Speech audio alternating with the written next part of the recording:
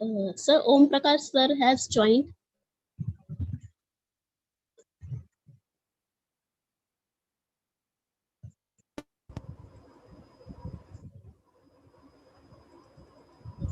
Yes, ma'am. Hello, whether I am audible? Yes, sir. Yes, ma'am. Okay. You can start. Yes, sir.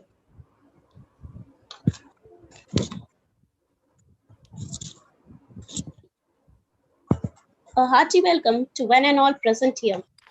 Alamuri Ratnamala Institute of Engineering and Technology, run by Koti Vidya Charitable Trust, the Department of Computer and IT, welcomes our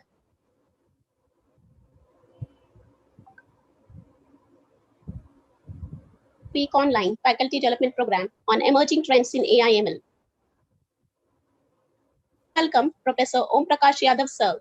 He is an assistant professor in computer department of Xavier Institute of Engineering, Mahim. Most welcome, sir, for today's program. Thank you, ma'am.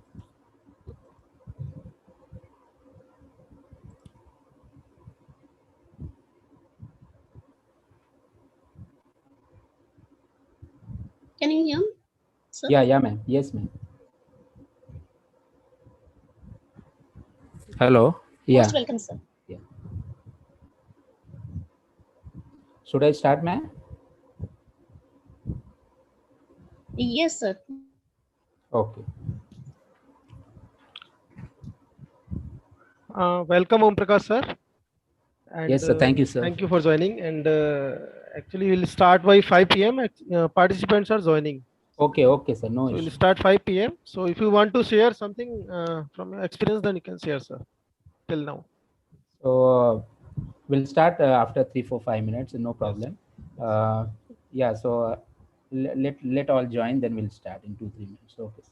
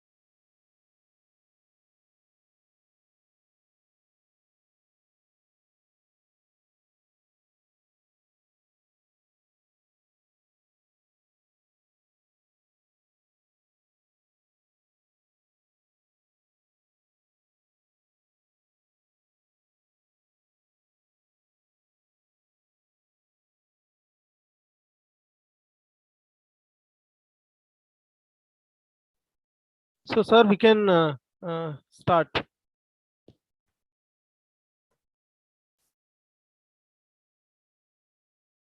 Hello, Om Prakash sir.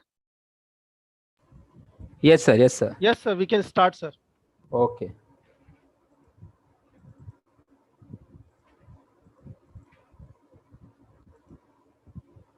Just 1 minute. I am sharing my screen.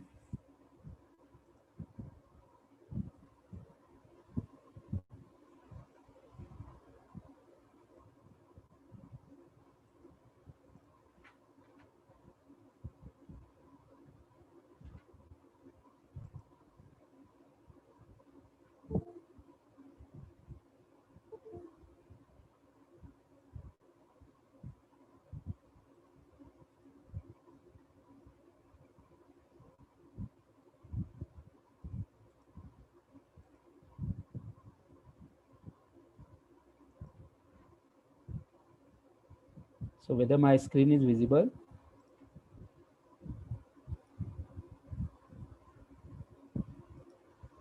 Yes, sir. Okay. So my today's topic is convolution neural network. Am I audible clearly, right?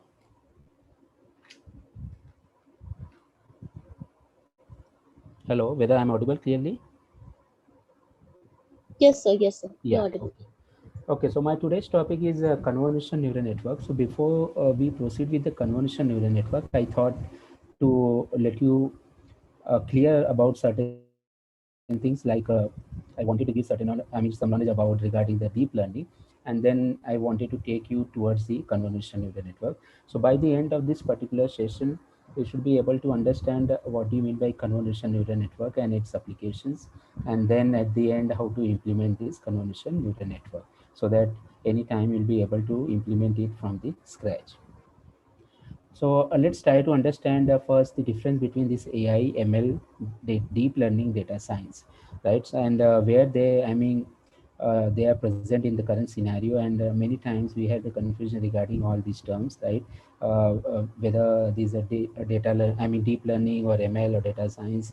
Most of the time we use them simultaneously. So let's get things clear about all these terms. So when we talk about AI, if I want to represent in with a common Venn diagram, right? So if I am representing with a circle, okay, big circle, AI. Here I talk about AI applications. Okay, here we have the post like AI engineer. So whenever we want to design any applications, let's say AI applications, we take the help of underlying, ML algorithms, or let's say the deep learning algorithms and all. And with the help of all those techniques, we try to develop an entire AI application. So this AI means what? We try to make the machines to think, no, just like the human being, right? So the main motto is what? To design. The primary goal is to design the application, that is the AI application. And how we going to design? We're going to design with the help of those ML or deep learning algorithms. So it's obvious that it's pretty obvious that this is superset, and whatever will be coming, that will be, subset of this AI. So here, what is our main thing is what enables the machines to think, this AI. And the second thing, without the human intervention, the machine will take the decisions. This is what it means. And that's why we talk about AI applications like, driving car, self-driving car, which takes the, I mean, self-driving car where the no driver will be there, and the car will take its own decision, right? Then let's talk about ML. So ML, which comes no as a subset of this AI, right? And what it provides us, it gives us some statistical tools to explore and analyze the data, right? Not only the tools, but also certain algorithms, right, to apply on the data. So basically here we have the data, right? We require the data first of all to so that will be able to analyze that, right? So the requirement is the data, and we have the different kinds of techniques over here, like we have the supervised learning, we have the unsupervised learning, we have the reinforcement learning, right? We all know that in the supervised learning, where it's a kind of learning where we have the labeled data, right? In unsupervised, we have the unlabeled data.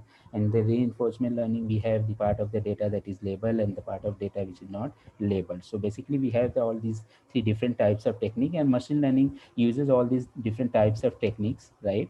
And also it has certain statistical tools. With the help of that, it can explore and analyze the data. So it comes under this AI as a subset. Then we have the deep learning.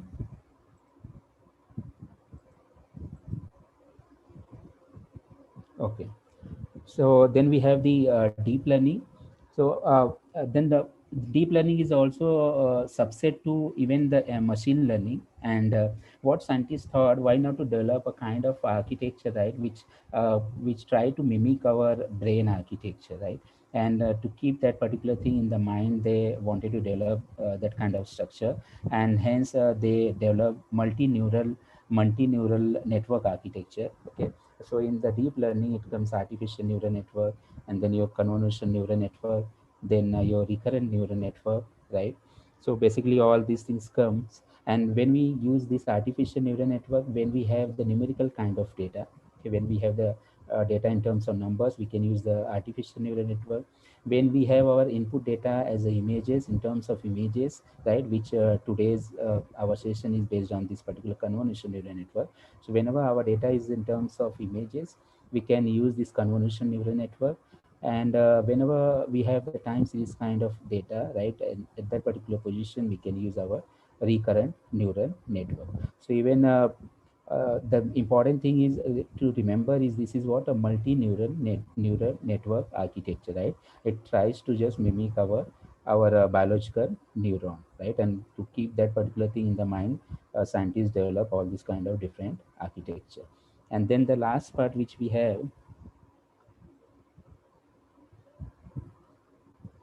that is the data science. So basically the data science, it applies to all, right? Even the AI, ML, DL, right? And along with that, so it applies to all these techniques. And along with that, it has the mathematical tools like statistics, probability, linear algebra, differential calculation, right?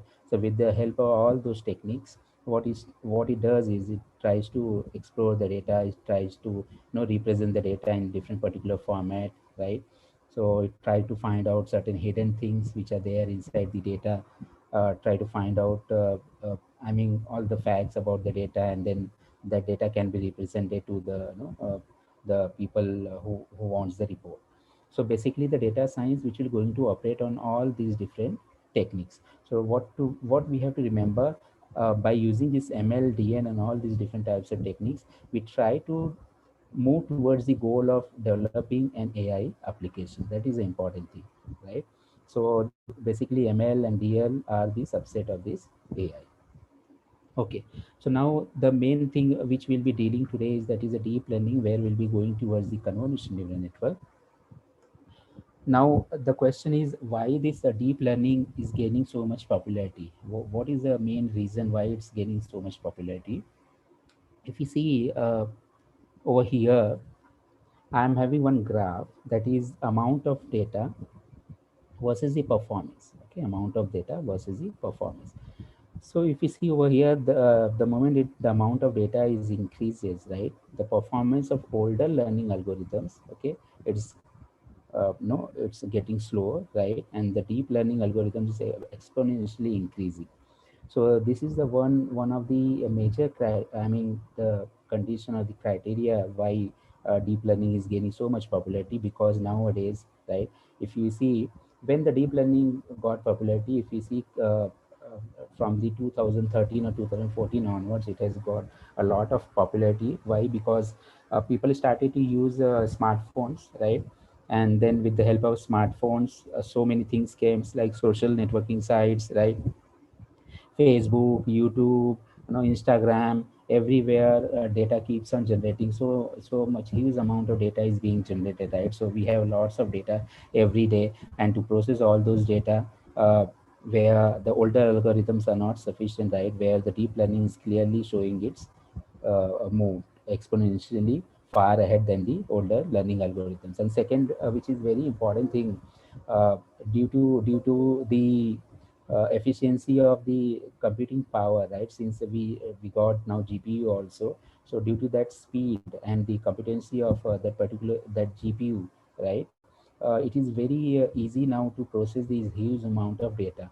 We had earlier the limitations, right? We were not having that kind of capability ever, right? And that's why we could not even, I mean, that we could not achieve that kind of popularity in this neural network field, because if you try to see in the history, the CNN came much before, like in 1990s, okay, and now it's 2021. So in those days, I think it came much far ahead of its time, and at that time we were not having that kind of capability to process these huge amount of data to train the data and all. But now we have that kind of capability. We have the speed and everything, right? And now the cost of GPU is also getting reduced, right? The way we are moving ahead, so we have that kind of capability. And due to this huge amount of data, this deep learning is gaining popularity. And second thing, we have now the computing power. If you try to see this particular graph, the data size versus model performance. So if you try to see over here, the traditional ML algorithms, statistical learning, right? Then the small neural network, medium neural network, and the large neural network. So all of you know that in a deep learning, we are having many hidden layers, right? And that's why that is also called a large neural network. And that's kind of one of the buzzwords which was given to the artificial neural network only, right? For example, when the CNN came in 1990, at that time deep learning word was not there, but then also CNN came, and it came based on the artificial neural network only, right? So it's not that when deep learning was not there and we were not having the multi layer architecture, even though at that time also we had the multi layer neuron architecture. But the idea is that buzzword was given as deep learning. So that means we are having layers of architectures. I mean, the many multiple hidden layers we are having in the deep learning. Okay, so let's now move ahead to the part which is there in the deep learning. So I talked about these three terms: artificial neural network, then the CNN, convolutional neural network, and the RNN, recurrent neural network. So we are moving towards this convolutional neural network, which comes in this. So let's see. First of all, before to start this convolutional neural network, let's try to understand why, first of all, we are learning. So what are the different applications where these convolutional neural networks can be used? The application area is very vast, and the researchers are keep on researching on this particular CNN, right? And they keep on publishing the papers every now and then. So the one of the major application, that is decoding the facial recognition, which is very important application, facial recognition, which can be used, even the face recognition on social media, right? Face recognition on the social media, like the way Facebook tags our human faces on the social media. Just by looking at the images, the facial part, it will be able to tag whose person image is that particular, whose person image is there, right? So that is the tagging of the images on the social media sites. Or decoding the facial recognition, I mean, or on any particular, for example, even we have the no attendance system based on that facial recognition, right? So even this comes handy in the object detection, right? For example, if you go to the shopping mall and if we have the object detection tool with us, right, that particular software, then no, even the blind people can go and they can shop easily with that particular tool, because if they show to that particular project, it will be able to identify the product, and it will no, it will give the sound that this object where they are pointing, this is the which kind of object, okay? So that is also very handy in the object detection, not only with respect to shopping mall, but to detect any kind of object. For example, for the self-driving cars, the people who are moving on the roads, right, and or the different types of crowds, or even the signal systems, okay, which are there. So even that, to detect that kind of things, right, it can comes handy convolutional neural network. Even the analyzing the documents, right, not only for the no I mean if you write I mean not only with the handwritten characters, but any document, to analyze any particular document related to natural language processing, right? uh, we can use the convolutional neural network. Then now there is a one application is there, I mean, where we people try to recognize the handwritten characters of the person, and then based on the handwritten characters and based on the past history, they try to tell the personality of the person. And then so by writing, by improving their writing, they try to improve their nature, right? So they believe that if the people will write certain things certain way, then there will be change in their, their in the nature of their behavior. So based on that, they try to improve through the writing the nature of the person. For example, if you write some letter with a very sharp, no for example, if I want to show you, so a few people write like this. Just wait.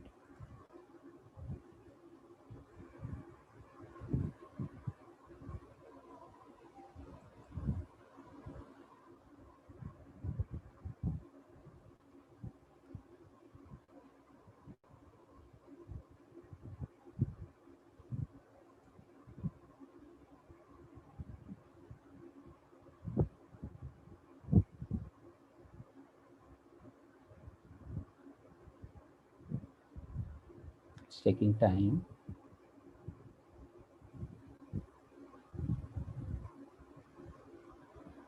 Okay, till it will start. We also have image analysis in the healthcare, right? Uh, this is also a very vast area where the CNN can play its part, right? In different fields of the healthcare, even with the with the in the video processing, where you can split the video into the frames, and then your CNN can becomes very handy in that particular area also. Even in the historic and environmental collections, right? To preserve certain thing, or to for example, to collect the proofs, so that it can be presented later on that this kind of things were there in the existence.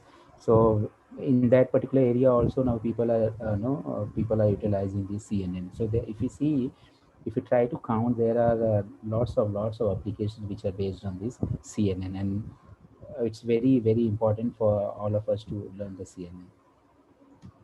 What I was talking about. So this is also one of the interesting area. If anybody is interested in this particular area,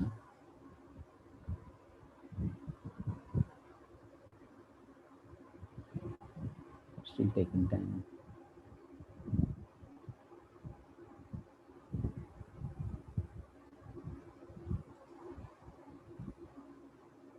Okay, so I'll explain that. Now in this particular CNN, so what we're going to learn, we'll see about, first of all, what are the convolutional neural network. Okay, so we'll try to analyze entire thing, and then we'll try to see what are the different steps to create this convolutional neural network, so that from the start we'll be able to create the network, right? And we'll be able to test it. So this is the two main purpose, or the main goal of this particular session. Okay,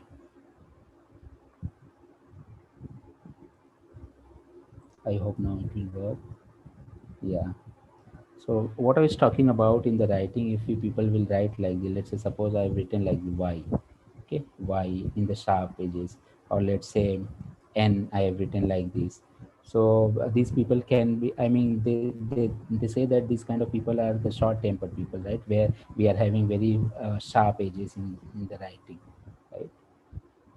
Where we write the sharp edges.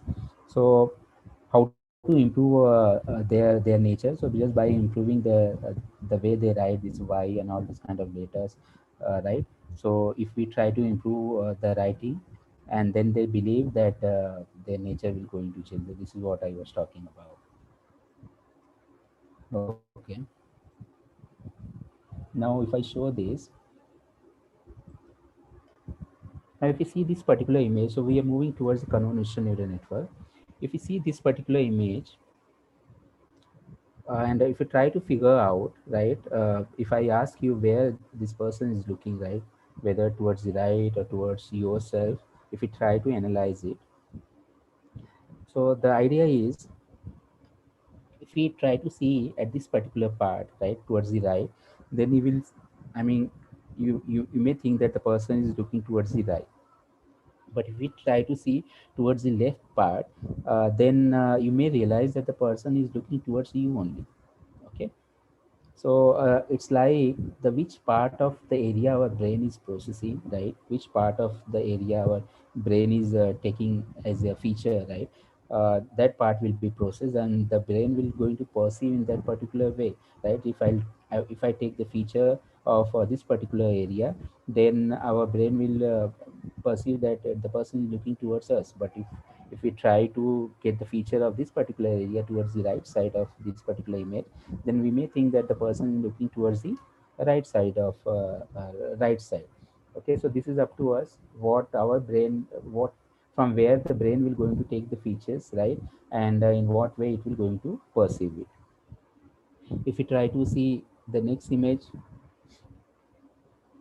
so what do you think? I mean, what kind of pictures are you able to see over here? So whether it's a old lady picture or whether it's a young lady picture, right?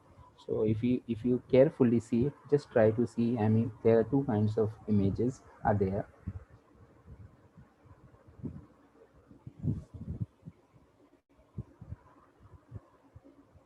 If you if you just try to focus over here, right, this particular part, you may realize that this is the face of the young lady, and she's looking towards the, I mean, far side, right? This is the nose. Okay, but if you try to see this entire structure, then you may see that this is a old lady, right? This is the chin of the old lady. And there are two images. One is the young lady and the second is what, the old lady. So it's up to your brain which part of the data is being feature is being taken by your brain and how it is processing, and based on that you may be able to see the different kind of image, or you may be able to perceive the different kind of image in your brain. See this particular image. So if you try to see even in this particular image, one image is there of the rabbit. So the rabbit image is this one, right? Here is the mouth, and this is the ear, if you can perceive. But the same image can be perceived as a duck image also, right? I mean, if you look toward this side, this is the eye. So both the images are there. I mean, the way your brain will going to perceive, way your brain will going to take out the feature, it will going to perceive in that particular way. Similarly, if you try to see this particular image, so it's, I mean, it's very difficult even to concentrate on this particular image, because it's uh, you know our brain will keeps on thinking that I mean, which image to take into account, right? We are not able to concentrate also.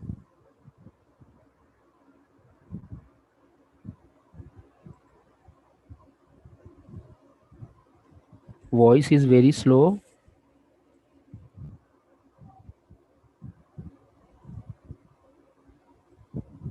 Let me check. Now it's okay, sir. It's okay. I think full volume is not there. Yeah.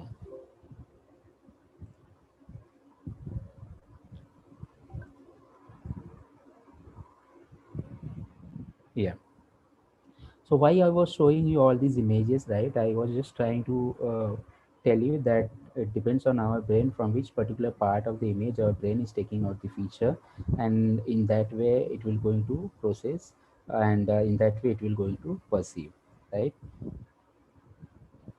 So, so based on this, if you see these particular images, right, in fact this was one of the experiment which was done by the Jan LeCun, who was the godfather of this CNN. So if you see, this is a cheetah image, right?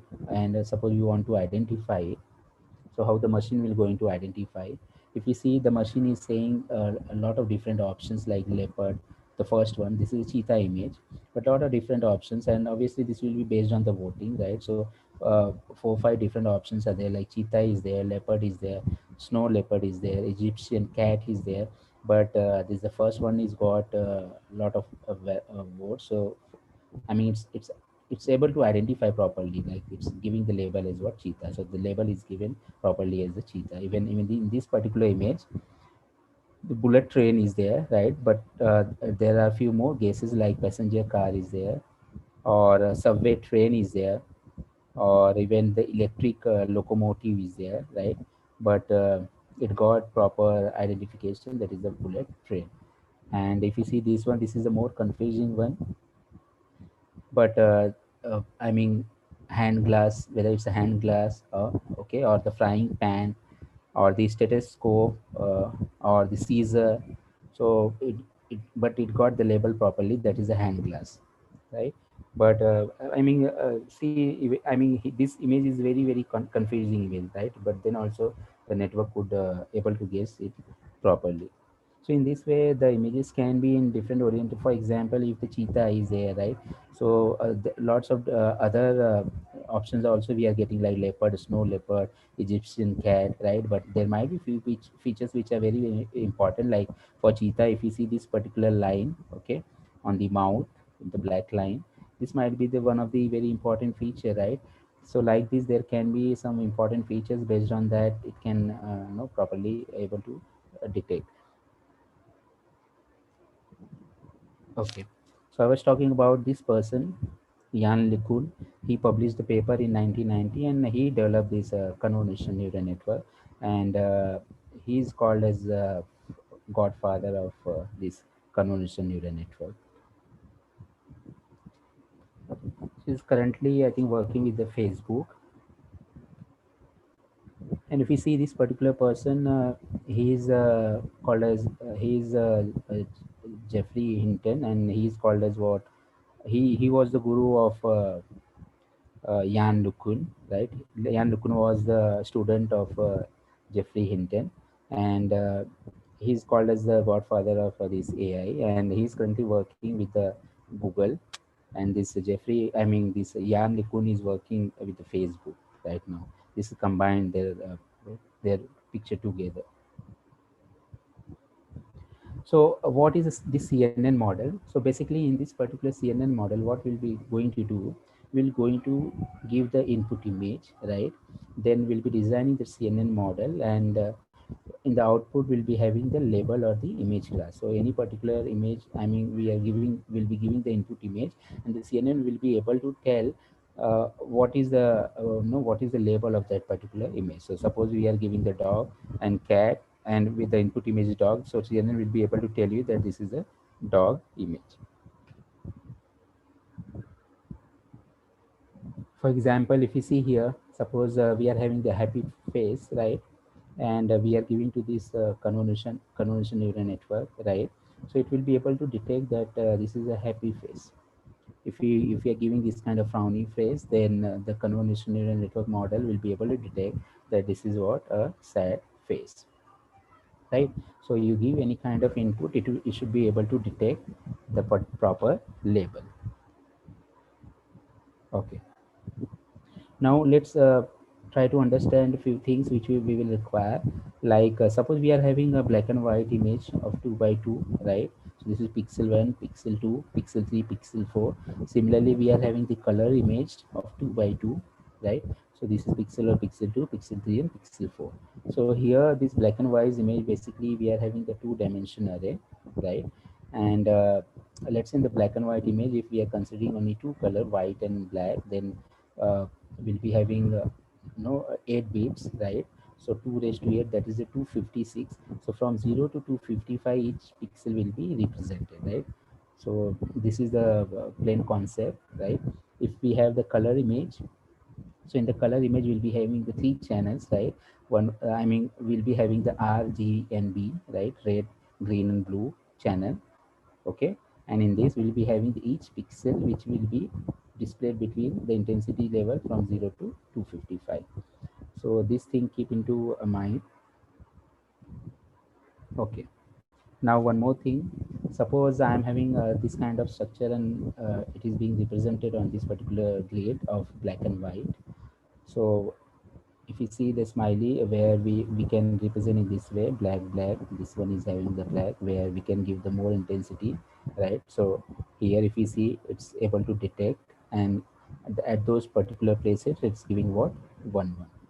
So either you represent white with 0 or black with 1, it's up to you, but it's able to detect it. So in this way also we can present on the two-dimensional array. Okay. So now we have seen that the first thing we saw, that is what this convolutional neural network will be able to do. The convolutional neural network will be able to do what? We will give certain kind of image and it will be able to detect it. Second thing, we are having this kind of pixel orientation of the images, right? And then we can represent the images in this way also, in the grid format, in the numbers. Now, what different steps are there for the CNN? So there are particularly 4 important steps. First one is convolution, second one is max pooling, the third one is flattening, and the fourth one is full connection. So if you remember these 4 steps only, you'll be able to do this CNN fully. Okay, the first one is convolutions. Remember, there will be convolution steps. After convolution, you will have to do max pooling, and after max pooling you will have to do flattening, and then after flattening you will perform full correction. Okay, so these 4 steps, keep in mind.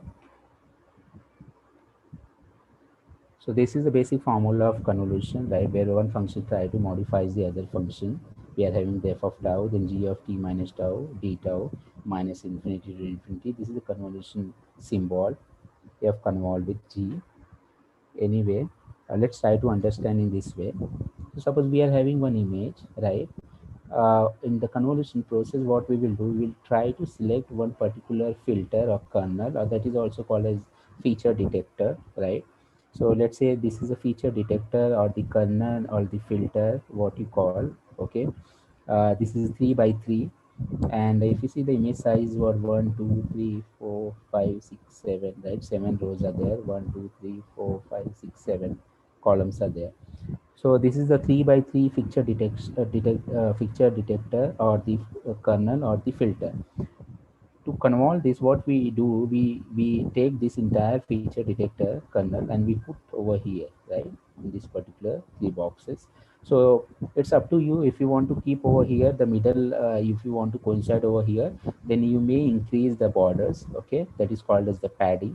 So you can do the padding, you can assign the rows and column, you can extend and you can put the 0 values over there, that is called as a padding. Or you can just simply replicate the values which are over there, right? And you can put this the middle one over here, and then each value which by which it is coinciding, you will have to multiply and you will have to add, and whichever is the resultant value is coming, that you will put at this particular location. So if I'm able to show this one, this is, I'm convolving the input image with this feature detector, and we'll have to move this from this particular position, right, towards the right. We have to cover each and every part, right? And then let me check whether it's there. Yeah, if you see over here in this,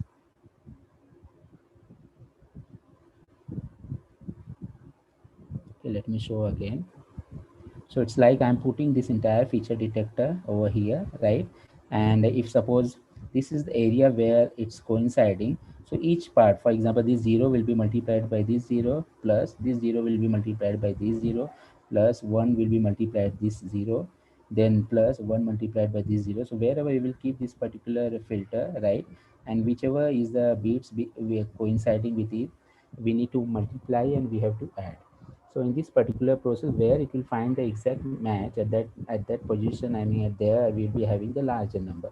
For example, if we see over here, we are having the 4, right? So if you try to see at this particular position, somewhere here it might have find the proper match, right? So it's giving me the 4 value. So wherever the proper pattern is found, it will give you the higher number. That thing is there. And this we have to move this feature detector on the overall on the entire image, and then we have to find out the convolved image. Okay, so after the convolution with the feature detector, we will get the convolved image. So if we again try to see, it has kept, then it's shifting little right. Okay, and if you see here, multiplying with each and every number. So for example, if it kept over here, right, then it's multiplying with each and every number. This is how it will be going to apply. Okay, now after this what? So once we will do the convolution with one feature detector, okay, and after that we'll be getting one convol image, okay, one convol image. Now, so then why all these are there, right? All these different feature maps are there. So the idea is like this: we may select one kind of filter, and then with that particular filter we may get one kind of convolved image, right? Then we will select some other kind of filter and we will get, let's say, the second convolved image. Then we will take the third filter, we will take some other kind of convolved image. So in this way, depending on the kind of feature we are extracting, right, we can have different type of filters. Like suppose with the help of some filter we are extracting the edges, with some filter we are extracting some other information, right? So we can have several feature maps in this way. With the and why these different feature maps came? These different feature maps came just because of the application of different types of filters on this entire image. So the idea is, first thing is what we have to do, the convolution, right? In the convolution, if we will select a multiple feature detectors, and if we try to apply one by one feature detector on the image, you will get a different feature maps. Okay, so let's say if you see here, this image is there, okay, and if you want to sharp it, then we can select this kind of filter, right? So I mean, you will have to learn few of the image processing concept, where we are having the different kinds of filter and the different basics, like how we can design a filter to detect certain edges or certain boundaries, right, or to sharp the image, to blur the image, how we can design the mask. So you will have to learn those basic concepts if you want to design certain different kinds of filters. Okay, this is for the blurring purpose, the edge enhancement. Then if you see here, edge detection, okay, embossing. So if I am convolving with this particular filter, so I'll get, for this image, I'll get this kind of edges.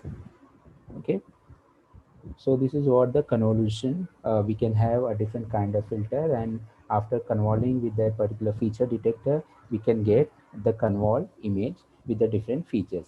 So like that, we can have different types of filters and we can have different feature maps. So this is the entire thing which till now we have dealt about. We are having the input image, and then we are applying different filters to get these different feature maps. Then after getting this, what we do, we pass through the rectifier. This is called as the ReLU, okay, rectilinear. Hello. Hello. Sorry to interrupt you, sir. Your voice is very low. So can you please raise your voice? Okay, sir. Now it's proper. Yes, sir. Okay. So in this particular image, if you try to see here, we are having this input image. Till now, what we have seen, that we are having the image, and we are using the different kinds of filters to get these different feature maps. Now after this particular process, after convolution, what we have to do, we have to do pass through all those feature maps through the ReLU, okay, ReLU function. So what is the job this particular ReLU function? It will going to add certain nonlinearity to the image, because it is possible that after processing through, after doing the convolution, the important feature which is there, that is nonlinearity in the images, we may lose, right? So once we will going to process through the ReLU, it will going to introduce certain nonlinearity in the images, which are very important factor. And second thing also, if you know about the vanishing gradient problem, right, which we had in the sigmoid function. So if you apply with the ReLU function, it will also going to deal that particular deficiency, right? Where we'll be having some. I mean, it will going to introduce certain kind of gradient descent. Otherwise, we had a lot of problem in terminating towards the accuracy of that sigmoidal function, which will be overcome by this ReLU function. So this is the important step where we will apply these feature maps to the ReLU function, to introduce certain non-linearity in the images. Then after this, okay, these are the few images. Let me jump to this particular image. Yeah. Now, so suppose we are having the feature map. One more important step is there, that is the max pooling.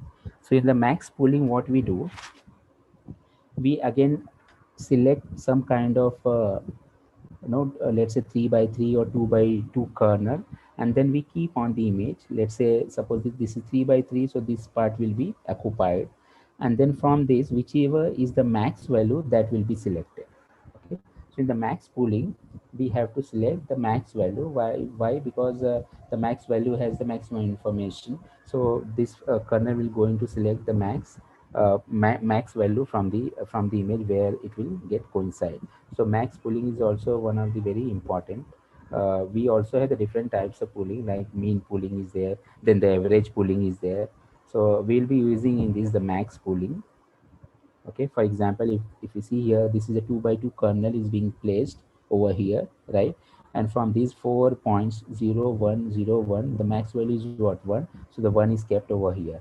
Then we can select the strides, whether we will going to slide by 2 stride, or whether we will going to slide by 3 slide, sorry, 1 stride. So based on that, we can slide, we can shift to the rights, and whichever is the max value, we can go on writing. So if you see here, this is the last point where the kernel is kept. Now we don't have the other values over there. So in the code, we have the option where we can say that if that kind of situation is there, where we are there on the border and we don't have the other values, then at that time you can ignore those values, right? So whichever is the value is there, that can be selected. Or the other option is it may pad, and then it may pad with the 0 values, and then based on that, it will be able to select. But the idea is, from the max pooling, we will also going to select the kernel size, some kernel size, and we will keep on rotating just like the feature detector we used to rotate on the entire image. And then based on that, it will going to find out the max value from that particular part of the image. So if you see over here, it has selected from this particular part 4, and it has kept over there.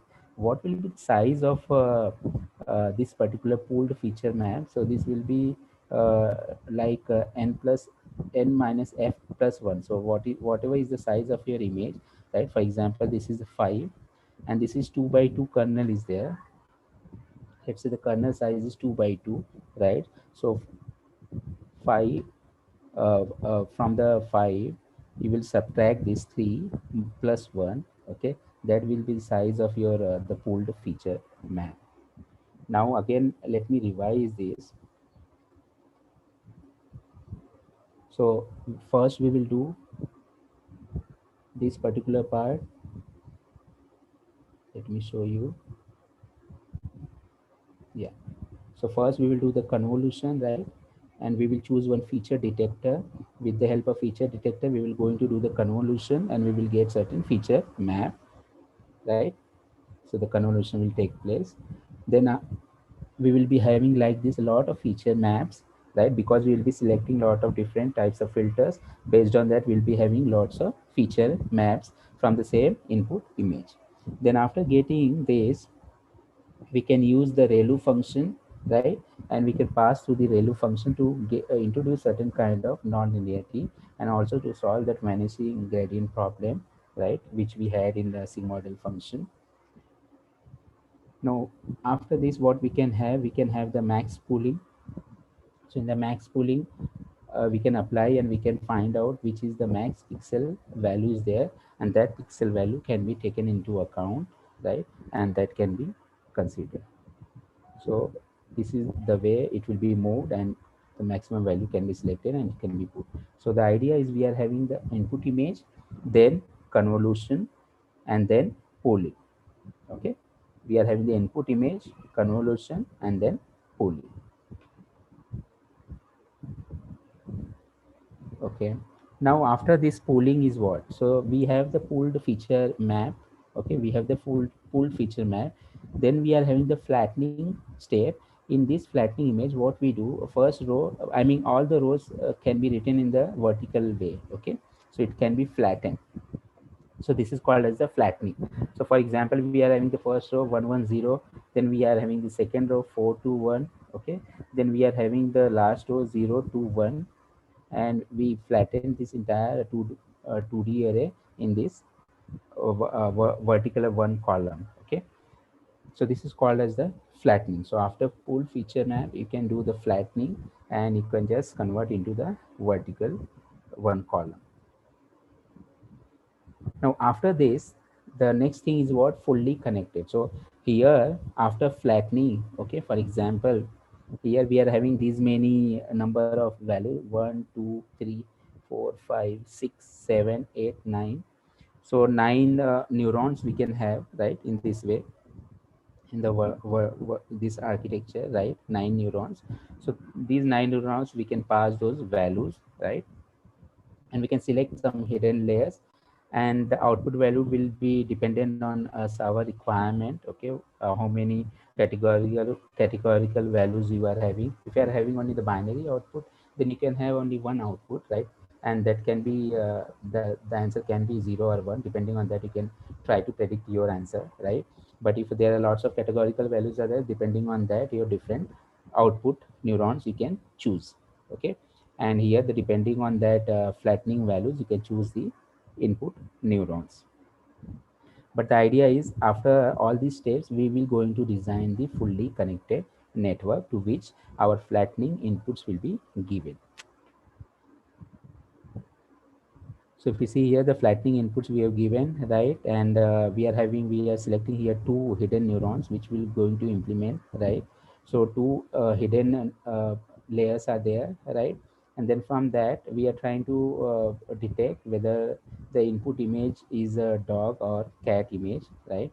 So I'll be keeping only one output neuron, where we'll be having the binary detector, right? So based on 0 or 1, we can detect that this is a input was dog or cat. Okay, so now let me show you the final thing which we're going to implement. So we are having the input image. From the input image, we will going to do the convolution. Okay, so we know that from the convolution we will be going to get what? A different feature maps. Then we can pass through what? ReLU. So we can apply the ReLU on this convolution neural network, convolution layer. And then from that, we can perform the pooling operation. Once we got the pooled feature map, on that pooled feature map, we can apply the flattening to get the flattened numbers, right? And then that entire thing can be passed, that flattened number can be passed to the fully connected network. And then after passing to that fully connected networks, then we can train that entire network, and based on that, we can process on the training set and the testing set, and then we can get the result. So what you will have to now remember, you will have to now keep in mind the different steps. The first step, you will have to do what? The convolution. Second step, after convolution, you will be getting what? The feature maps, which will be passing through the ReLU function. And then after that, you will be applying the pooling, right? From the pooling, you will get the pooled feature map, and on that pooled feature map, you will do the flattening, and from that flattening, you will pass to the fully connected network. Okay, so now in this, if you have any doubt, you can ask me. Then we can go to the implementation part. So keep this thing in mind, the steps, right? Convolution, ReLU, then pooling, then flattening, and then full connection. That's it.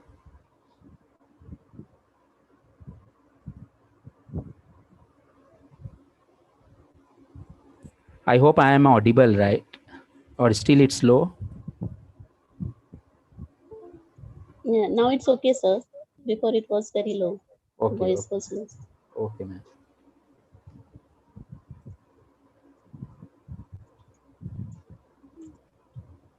Okay, then I'll try to. Yeah, any comment is there? So there is one question: when do we prefer to use ANN, CNN, and RNN? So in the start, I told you that the ANN we will going to use when we are having the numerical data, right? And the RNN we will going to use when we have the time series data. For example, when we want to forecast something, right? Let's say even the stock market, right? Or I mean, where we are having the time series input. But the CNN which we will going to apply when we'll be having the images as the input. For example, in this particular case, where we are taking the images and we are trying to detect which kind of image is there, that there, which kind of object is there, right? So that particular place we can use the CNN. Even in the CNN also, there are lots of new algorithms are there, like advanced CNN is there. Then even the transfer learning is there, right? Which you can move ahead and you can use those different learnings. Okay, so this is the Jupyter notebook file which I have kept the blank, okay, where we'll be writing the steps. So first of all, in the first step, we'll be importing the libraries, right? Then we will do what? We will initialize as a sequence of layers, right? So I'm considering this CNN as a sequence of layers, like the first layer, then the second layer, right? Then third layer and the fourth layer, like this. So we'll be initializing a sequence of layers. Then we'll be doing our steps, right? Step one, then step two. So step two, after that step two, if you want to add certain extra layers, that we can do, right? Then step three, and the one step is there, that is the full connection step. After full connection step, our all the steps are done. Then we will do what? We will compile the CNN, convolutional neural network. Okay. Then after compiling the convolutional neural network, then what we can do, we can take the image, right? So from some folder, we may take the test image, and then based on that, the test image, we can just do what? We can do the prediction, right? So we can write the code, and which kind of image is being introduced. Based on that, we can just try to predict whether the input image was dog or input image was cat. Now, so for this particular project, what I've done, I have taken some data set, right? And this project is what? It's like we'll be giving the input images of the dogs and cats, and the final output of this will be what? We will take one test image of the dog or cat, and then our model will be able to predict the input image was dog or cat. So this is the idea of this particular project. And if we try to see the data set,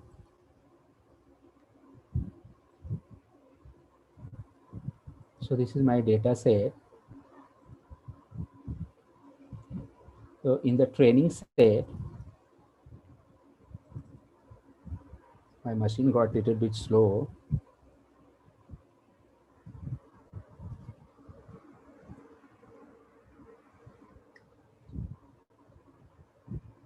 Okay. In the training set, if you see, there are two folders like cats and dogs. So if I open both the folders, okay. So if you see, there are different kinds of cats are there, right? Different images are there. So how many images are there? If you see, there will be 4,000 images total.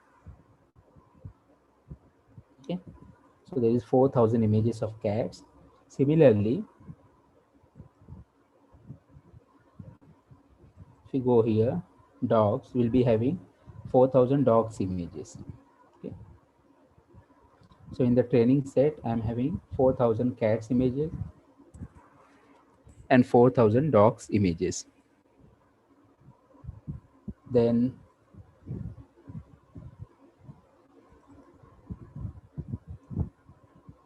in the test set, I'm having, if you go to the cats folder,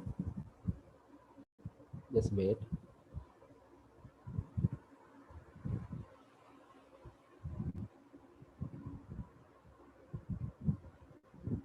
Okay. So if you go to the cats folder, it's a mark from 4001. Okay. Till I think 5,000 is there, right? So total 1,000 images will be there. Total 1,000 images will be there. Yeah. In the cat. Similarly, in the dogs also will be having 1,000 images, right? So what we have done, we have separated the test set and this training set. In the test set, we are having 8,000 images. Out of that, two different classes are there, right? So 4,000 images of the dog is there, and the 4,000 images of cat is there. And then in the test set, we are having 2,000 images. So 1,000 image of cat is there, and 1,000 image of dog is there. Okay, so I hope the project idea is clear to you, right? What we will going to do in this particular CNN, we'll be going to train the entire CNN. Okay, first we're going to design, and then we're going to input one test image. The image will be either dog or cat, and then our network will going to identify that whether the input image was uh, dog or cat. So if you try to see over here, the prediction code which I have written, right?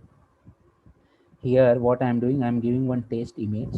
Okay, I'm giving one test image, and that I've taken from the folder. So my dataset folder, in that single prediction, so in that particular single prediction, I have kept only two images. So if I show you, so there are in the dataset two folders are there. One is test set, one is training set, and one single prediction folder is there. In that single prediction folder, there are two images are there, cat and one cat image there and one the dog image there. If you see the label, it's written cat or dog 1.jpg, cat or dog 2.jpg. Like this, we can have the several images in this, and we can give to the our this particular CNN to just so that the CNN can identify whether the cat image is there or the dog image is there. So with the help of this label, the CNN will not going to identify, right? So it will obviously it will going to take certain features, and from that, based on that, it will going to identify. Okay,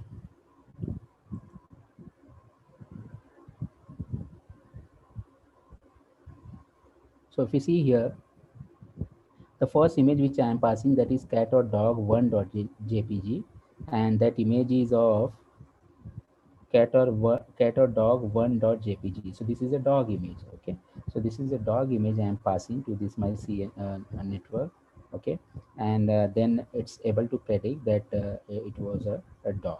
Okay, so I am giving what the cat or dog image from that folder, and it's able to predict that this is a dog. Okay, so now we'll show you the different steps for this particular CNN. Till now, if you have any doubt, please ask me, then we can move ahead.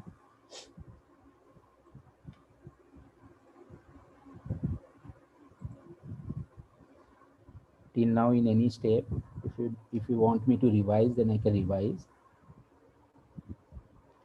We'll take 5 minutes, 2 minutes break, and then if you have any question, you can ask me, and then we can move ahead.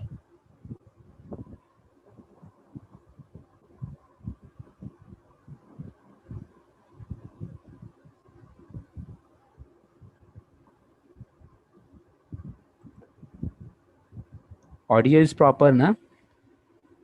Yes, sir. Okay.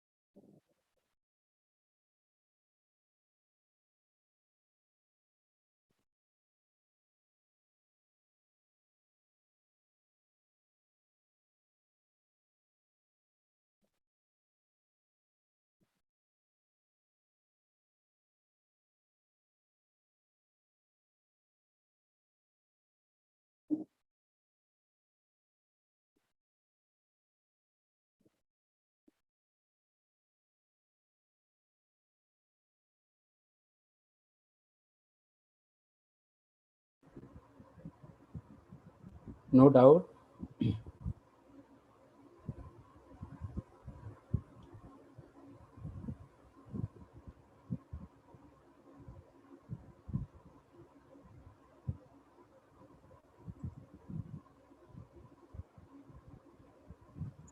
Yes, sir. No questions from the participants, sir. Yeah. So we If can, it, yeah, so we can move ahead. Let me yes, share sir. my screen.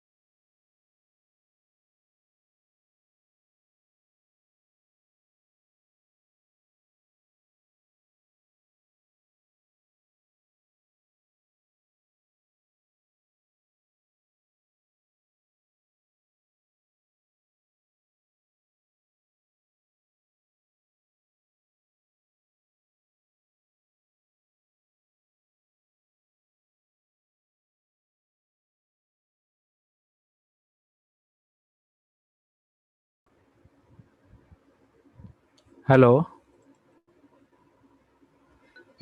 Yes, sir. Hello. Sorry, got disconnected. Yeah, yeah.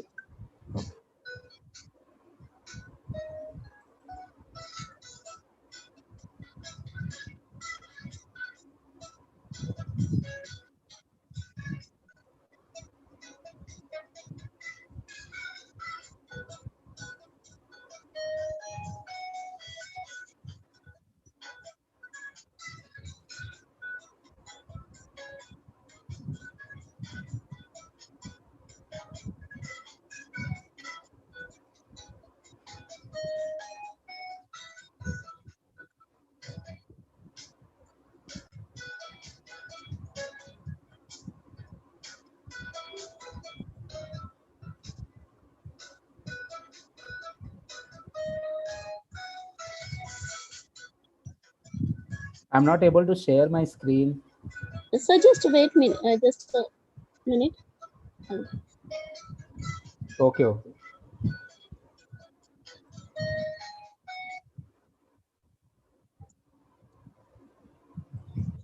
Yes, sir. Now you can share. Okay.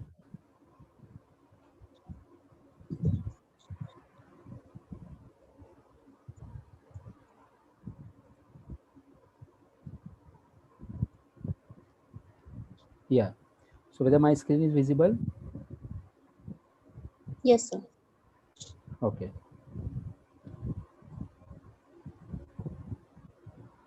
So what we have to do, the first step is what we have to use the classifier, okay, which will going to initialize as a sequential, okay.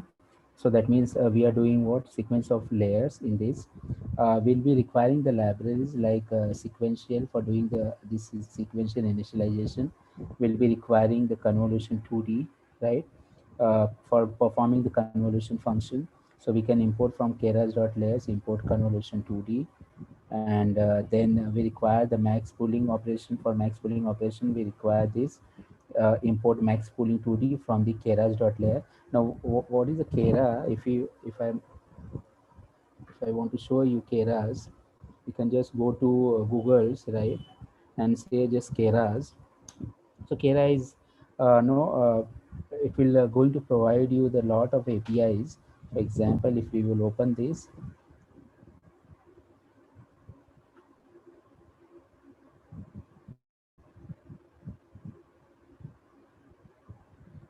so this is the keras.io. We are having get started guides, API docs. If you go to the API docs, right, so we are having here developer guides, keras API reference, model API, layers API, callbacks API, right, data pre-processing, optimizers, metrics, losses, lot of things are there. If you see over here, we are having models API, layers API, right? Callback APIs, data pre-processing, optimizers. If you see here, the several optimizers are given like SGD, RMS, prop, Adam, then no ADAMAX, NADAM, right? What are the different metrics we can choose, like accuracy metrics, probabilistic metrics, regression metrics, right? Losses are there, so we can choose the losses like probabilistic losses, regression losses, hinge losses. Now what is the important thing over here, this the data pre-processing is there, right?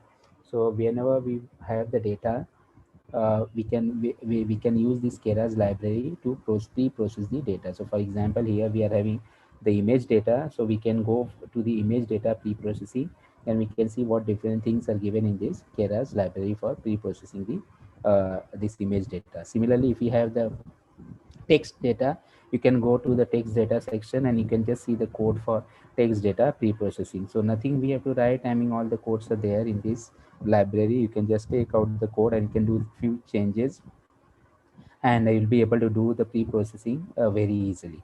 So for example, we are having the image data, so I'll go to this,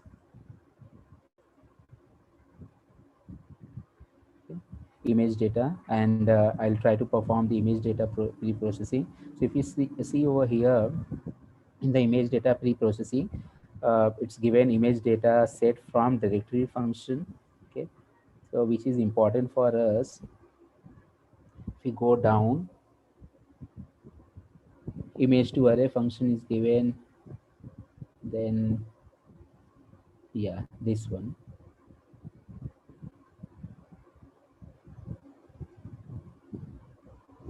Okay, this one. So flow from directory. So for example, we are having the directory. In the directory, we are having our training set, we are having our testing set, right? We even have our the two images for the prediction, right? So from the directory we will going to put the training set and the testing set. So we will going to select this.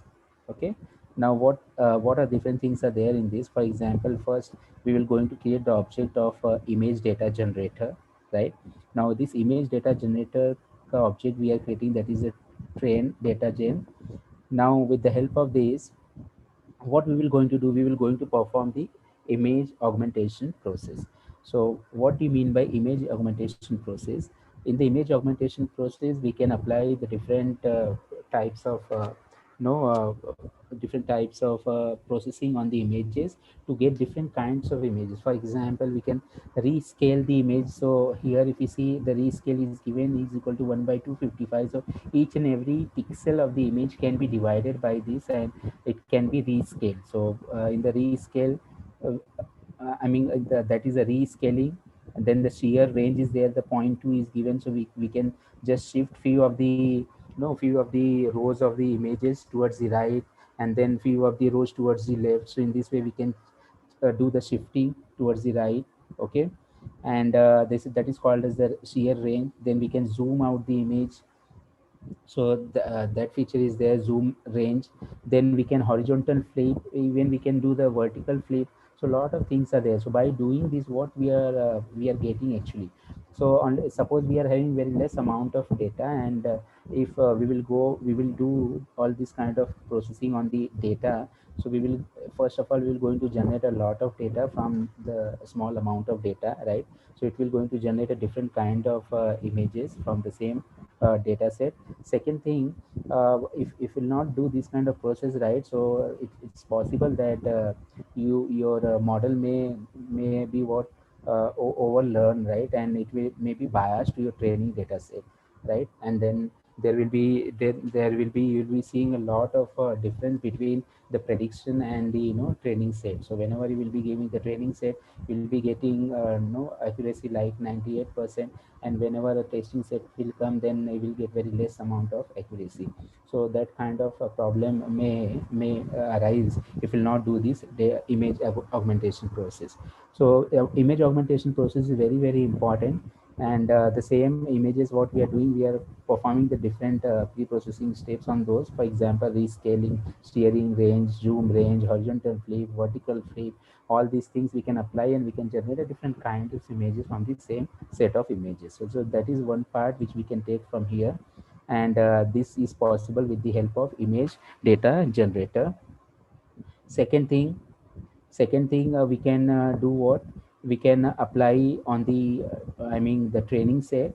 Okay, so we can use the same train data gen, and we can apply on the training set. Then we can apply on the validation, that is the testing set, right? And then after that we can feed the model. So these three codes are very very important to us, right? We can simply copy this and we can paste over there, right? So let's see the code. So it's talking about this. We'll require this sequential.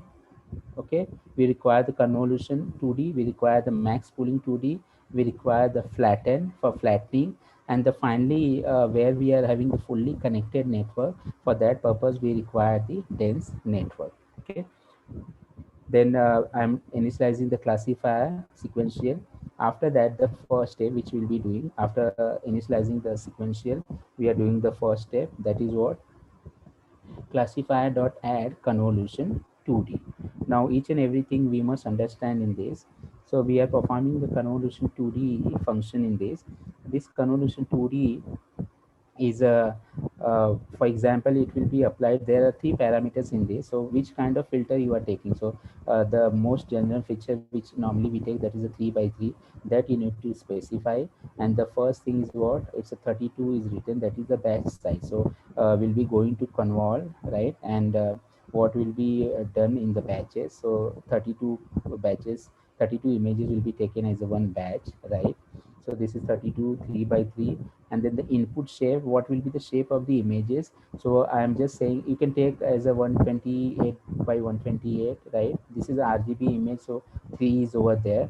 I have reduced the size like 64 by 64 I have done, so that it will run much faster. If you increase the size, it will take a lot of long time. So you can reduce the size, and you can see there won't be any much differences between the prediction.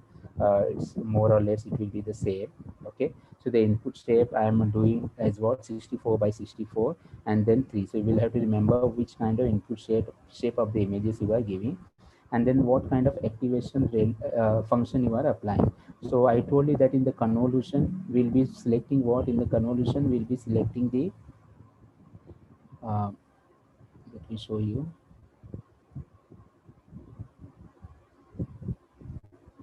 Okay, so this is what, in the convolution layer we'll be getting, we'll be selecting the filter, right? This is a filter feature detector, right? In the convolution we have to specify that, and then after this, getting this, we have to pass through the ReLU function. So if you see this particular image, from the input image, we are we are doing the convolution, and we will be getting the feature maps, and we'll be applying to the rectifier function, right?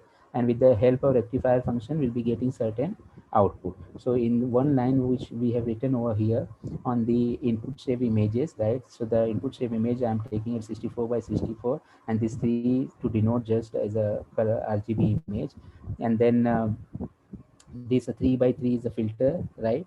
And then 32 will be the best size, and the activation directly we are passing to the activation function also, that will be the ReLU. So this is the first step which is being done, that is a convolution step. Now the second step is what, in the second step after doing this, after convolution, if you see here, we'll be getting what, will be passed through the pooling, right? So we'll be doing the pooling, and in the pooling we'll be performing the max pooling operation. Okay, so we'll be doing the pooling. So this step now we'll be doing. So if you see here, classifier dot add, now we have to specify the max pooling 2D function we are calling, and in that we have to specify what will be the pool size. So pool size, for example, if we are selecting a 2 by 2 mask, okay, 2 by 2 filter, so you can write over there 2 by 2, that is your pool size. So the first thing you can initialize as a sequential classifier. Then the second thing, you can add convolution 2D function, right? In the convolution 2D function, you must specify the input shape, activation function, and it's a filter size. And then the second step will be what? After doing this, we have to pass to the max pooling. In the max pooling, the pool size you can specify as what? 2 by 2. Now after that, what we can do, we can write this classifier dot add convolution 2D. So for example, this convolution 2D, right? I have added one convolution layer. Now after this, if you want to add more convolution layer, you can go and you can add the more convolution layer. So it will basically will create a more hidden layers in between, right? It's up to you how many convolution you want to add. There are also few things by which we can use the tuners of the Kera, and automatically it will going to detect how many hidden layers it will be going to use it. So if you see over here, I have taken two convolution layer, right? So the same code I am copying, the first one, this one, classifier dot add convolution 2D, 32 by 3 by 3 input shape, 64 by 64, right? And the classifier add max pooling, clear? So these two same image I am same code I am putting over here. So two convolution layers I am adding, right? This is my second extra, adding extra layer. If you see over here in the code, I specified that the first step importing all the libraries, second initializing a sequence of layer, second the step 1, step 2, and adding extra layer. So here I am adding the extra layer. What I am doing, I am simply copying the second step and I am just replicating. Then after this, what you can do, so you need to specify in this over here, classifier dot add. Okay, so after pooled image, what you'll be doing, so after this pooling, we are performing this task. this flattening. Okay, so after getting this pooled feature map, we have to do what? Flattening, so that we can get this vertical set of numbers, and then this vertical set of numbers we can pass to our fully connected network. Okay, and then to these fully connected networks we can use for the training purpose. So now the next step will be what we are doing. It's just simply we have to call the flatten function, right? The flatten function, we understand that whatever the output of this pooled function, okay, the input, other two hidden layers output will be going to flatten. So whatever is the just previous layer of that particular convol, I mean the this pooled I mean this flatten function, whatever is the previous pooled values, okay, it will just simply going to flatten those values. And after flattening this, we have to create the last part, that is after flattening we have to create the fully connected network. If you just see over here, after flatten values, okay, these values, after flatten values, we have to create this fully connected network. We have to pass the flattened values to the fully connected network, and then these fully connected networks will going to learn, right, and it will going to produce the output.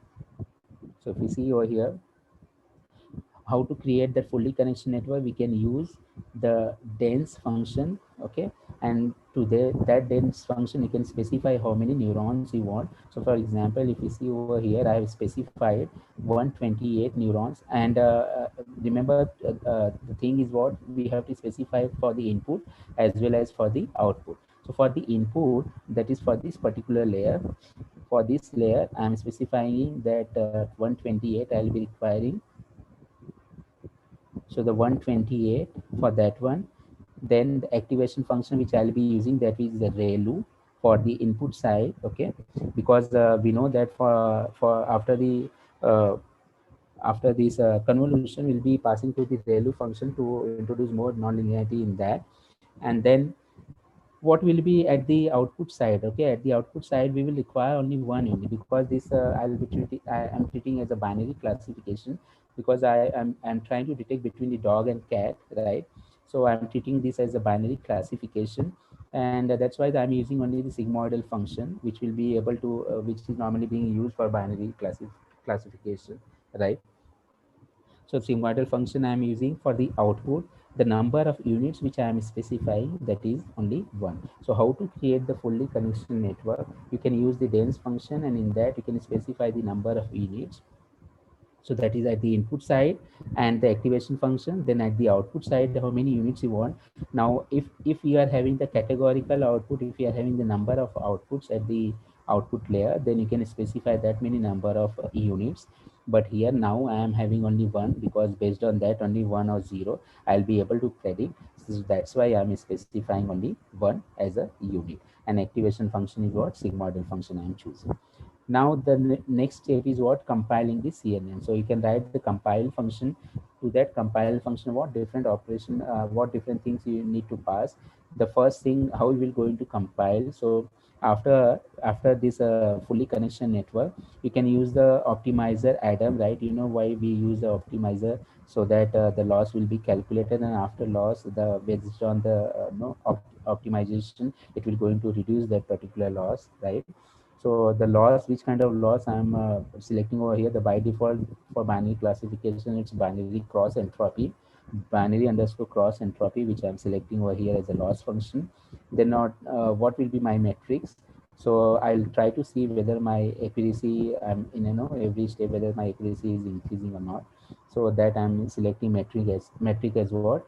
Accuracy, which is normally being selected in any image detection kind of project.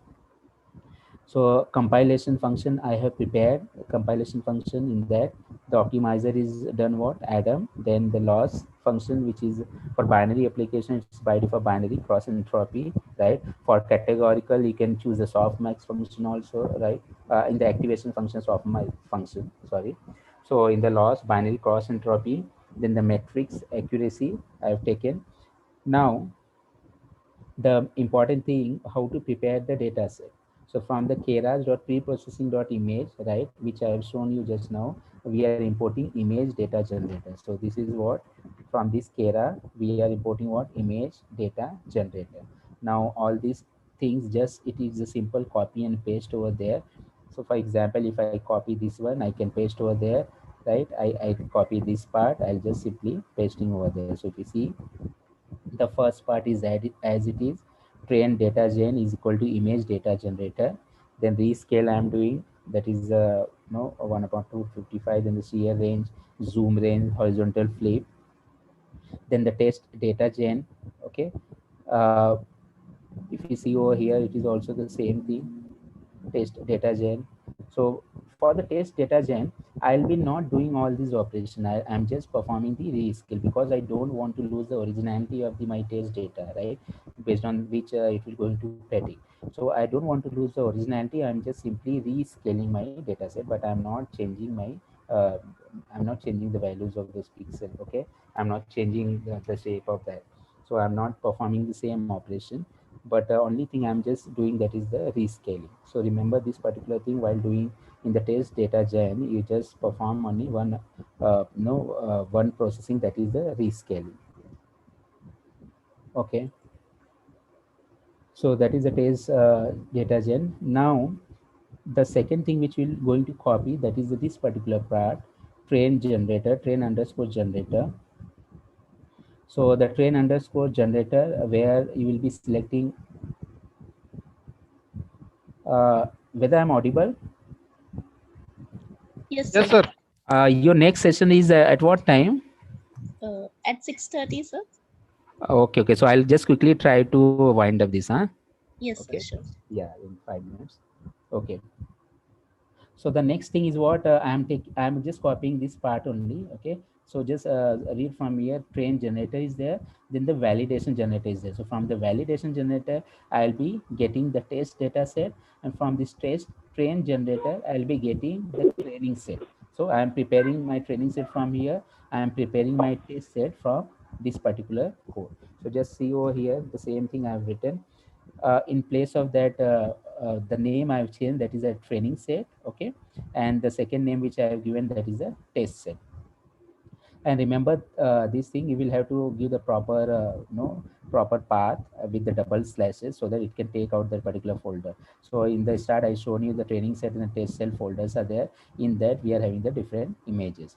Now doing this, the target size which I am specifying, okay, that is a 64 by 64. So please remember, in the training set the target size I am specifying 64 by 64, and the batch size I mentioned 32. So these parameters you will have to change. If you just see over here, these parameters will not be same. If you see at the target size is what, 150 by 150. If you keep the 150 by 150, it will take long time. Okay, but we have to select this one which we have already mentioned. Okay, above somewhere we have mentioned 64 by 64, right? The input shape, in the same way we have to mention over there. So please remember that, otherwise it will not going to run. And then the batch size which we are mentioning 32. Class mode is what, so it's not categorical, it's a binary. So class mode I have given over here is a binary. Then the for the test set I am taking from this particular folder, test folder. And then the target size I am mentioning 64 by 64, right? It will also go in the same. Just I've just changed the name of this particular test set, that's it, which I have copied from there. And the class mode is what, binary. Then now there is a fit generator which will going to generate the training set. Steps per epochs which I have kept as what, 800. Okay, and total epochs I have given as what, 10. Validation data set, specified test set. Okay, and the validation steps, that will be 200. So nothing I've written from my own, just copied from that keras, and few changes if you do here and there, then you will get this. And after this, after training that particular part, this part of the code you will have to write. So once your model is trained, only thing what you will be requiring, you will be giving one image to that particular model. Okay, so you need to specify the proper path along with the target size. So remember the target size given over there was what, 64 by 64. So you will have to mention that same target size over here also, 64 by 64. Okay, and then the test image. So I am converting this test image to array, because I'll be requiring this. So I am converting this image to array, and to the same test underscore image I'm assigning that values. And then I need to also give one dimension. that see, once it will be converted to array, so it will be having lots of array of images. So I need to, and second thing, since I am giving only one input image for detection purpose, but I had the training with the 30, I mean in the batches. Okay, for example, first 32 images came as the first batch, then the second 32 images came as a second batch, then third 32 images came as a third set of the third set, right? So I had done the training in the batches format, and that's the reason we need to mention that which particular what is the dimension of your image, right? So I'm mentioning over here the x is equal to 0. That means I'm talking about the first batch. Okay, the first batch, right? If you see over here, the result is 0 0, so that means what, the first batch ka first image. Okay, first batch ka first image, right? So here also I'm mentioning the x is equal to 0. That means the first, I'm talking about the first batch image. And then the result is equal to classifier.predict. So to the predict function, I am giving this particular test image. After preparing this, first of all, I'll need to load that image with the same size of the target size, 64 by 64. Then I'm converting that image to array part. And then we need to train, because that training got happened in the batches. So in the similar way here also we will have to specify, right? So I have specified, since only one image is there, so I know that in the first batch only it's there. So I'm mentioning that 0x is equal to 0. Then the result is equal to classifier.predict. I'm giving now the prepared test image variable to this particular predict function. And then with the help of this training underscore set, because the output will be what, 1 or 0, right? So based on that, and what this 1 is there and what that 0 is there, so based on that, training underscore set dot class underscore indices, if the result of 0 0 is greater than or equal to 0.5, so I am predicting that as a dog, otherwise I am predicting that as a cat, and based on that our prediction will be done. So you will have to just remember, and you will have to take the help of this particular keras, right? From where the first step will always be to focus on how you will going to process the data, not only for the images, but any kind of data set you are having, you must do the augmentation process, right? You must do the pre-processing part, right? And for the images, this is the base thing. We can generate a lot of images from this, that is called image augmentation, as well as we can just simply copy from here, we can just paste over there by just changing few things, and our job will be done. So the keras library make our job very easy, right?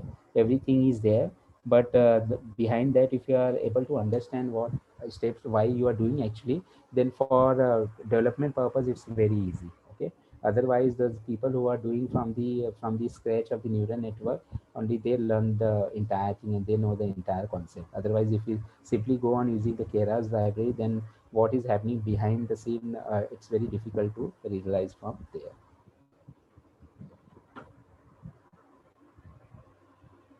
Okay,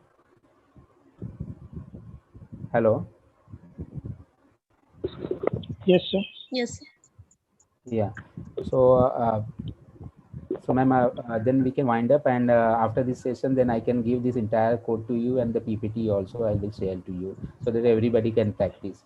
And what I will do, I'll write the TensorFlow version of this one, and that one also I can share, so that if anybody is interested in TensorFlow, they can write the code, because this code is a little bit older one. Okay, so if I'll write that in the TensorFlow, so many of the people will be updated with the newer version. Okay, Tensor 2.0. Okay, sir. Yeah. So, Thank you, Om Prakash, sir, yeah, for your wonderful guidance on the CNN. And I know it's on a very short period that we yeah, have connected, and actually we have got practical knowledge also how to write the things. Thank you very much for your support, and we will be connecting with you for the future things. thanks a lot, sir. Thanks a lot for calling me. I hope in the whenever the next time we'll have a lot of, I mean, the time will be there, then definitely we can go much deeper, and will be much more easier for me to explain each and everything, right? It was a short, Thank you, sir. but thanks a lot for Thank calling. you. Thanks a lot to all my Thank friends. you, sir. Thank you so much, sir. Thanks a lot, man.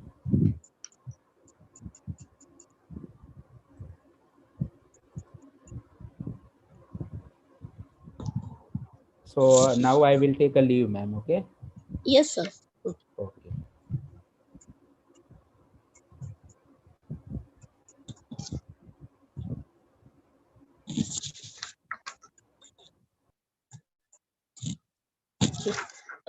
Now we have with us our next guest speaker, Dr. Ramchandra Mangrulkar, sir. He is an associate professor in Computer Engineering Department of DTS Sangvi College of Engineering, Mumbai. Most welcome, sir, for today's session. Yeah, thank you very much, ma'am. Am I audible clearly? Yes, sir. Yeah. Okay. So I'm sharing my screen first.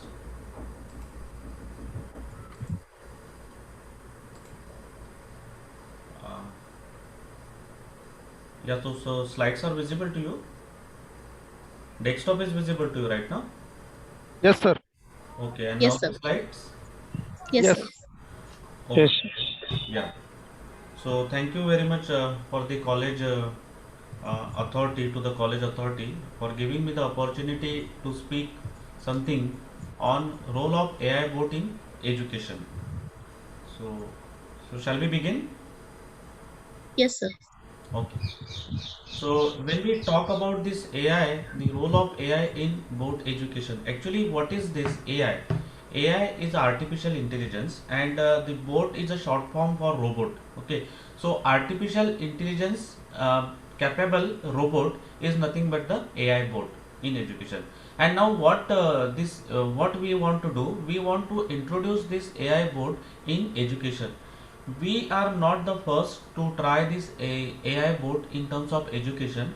Actually, from 19 from the evaluation of the first board, if we talk about the first board, from 1950s onward, the chatbot or the bot concept get introduced in this world.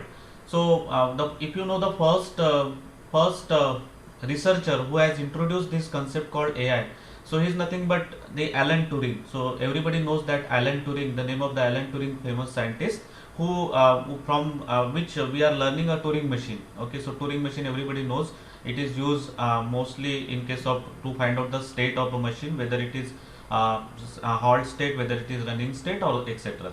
So this the Turing initiated the concept of artificial intelligence, and he just introduced a question to the machine, that can machine speak, and that is the exact uh, research from which we initiated the concept called as bot. Okay, so these are the terminologies similar, that is similar terminologies: artificial intelligence robot, robotics, and all those things.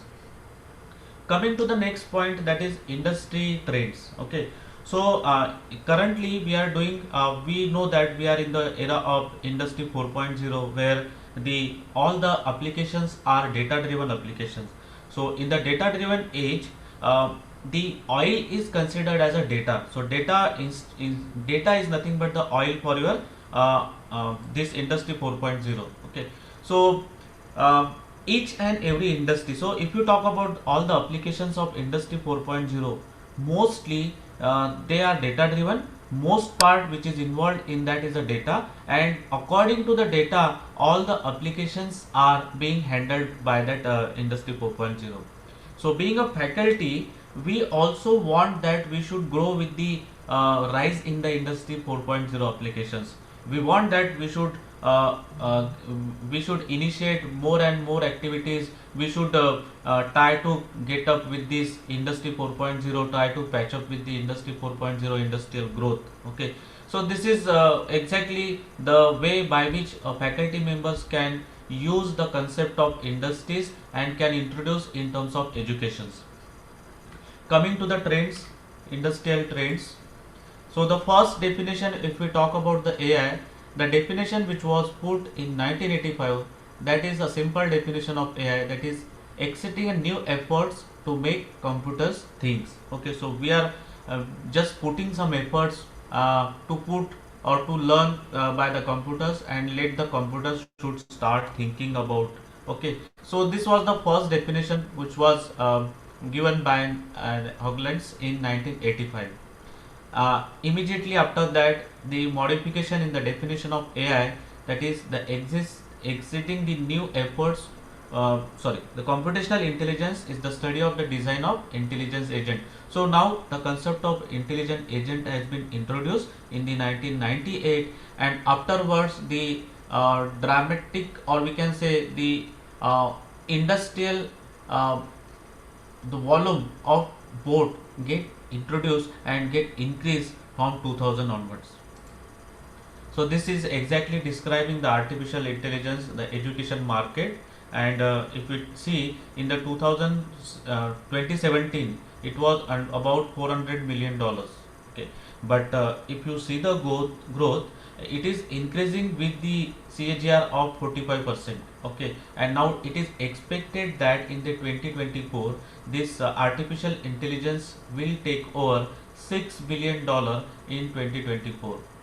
So, what are the various applications that will govern this market, like machine learning technologies, learning platforms, okay, virtual facilitators applications, various model which will be developed.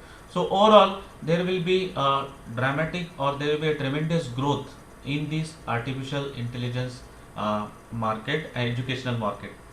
So right now also we know that there are some platforms which are providing us the robot, that is about facilities, and the teacher don't have to continuously contact with the student. Immediately whenever student get doubts, teacher is available, and that teacher is nothing but your artificial intelligence bot. So what sort of applications are there which will be used for the education purpose? Okay, so like a grading system. So if we talk about the grading system, most of the time the faculty member is spreading in this grading system, that the evaluation part. Okay, why not we introduce objective questions? Why not we introduce a machine learning concept? Why not we introduce a natural language processing softwares, okay, where the evaluation of answer sheet by the student will be evaluated by the machine itself. Okay, so there will be no need of faculty members for evaluating the answer sheets. So the grading part we can hand over to the machines, and with that grading we can just save the efforts of a faculty members to just interact or to just grasp the extra knowledge that will be required. Okay, so that part, the grading part, the evaluation part, we can give to a machine. Second applications, we can talk about the education softwares. So many education softwares are there. Okay, so like we mostly talk about this current software which is in the demand, that is white hat hackers. So where they are giving the advertisement that anybody with the with the language knowledge and just a little bit of knowledge of programming, they can even without the programming knowledge, they can do the implementation of app, or the mobile app can be generated, can be developed. Okay. So this kind of education softwares, okay, they doesn't require that there should be a tutoring system, there should be some person who is sitting over there and interacting with the students.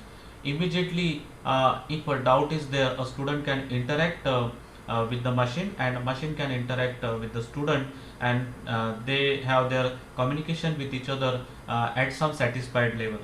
If the satisfied level by the student is not achieved, in that case what happen, there is a facility to communicate with the personal assistance. Okay, maybe a direct inquiry office can be introduced over there, and if the doubts are not solved, so a student can interact with this office, we can interact with the student, with the teacher, the faculty members.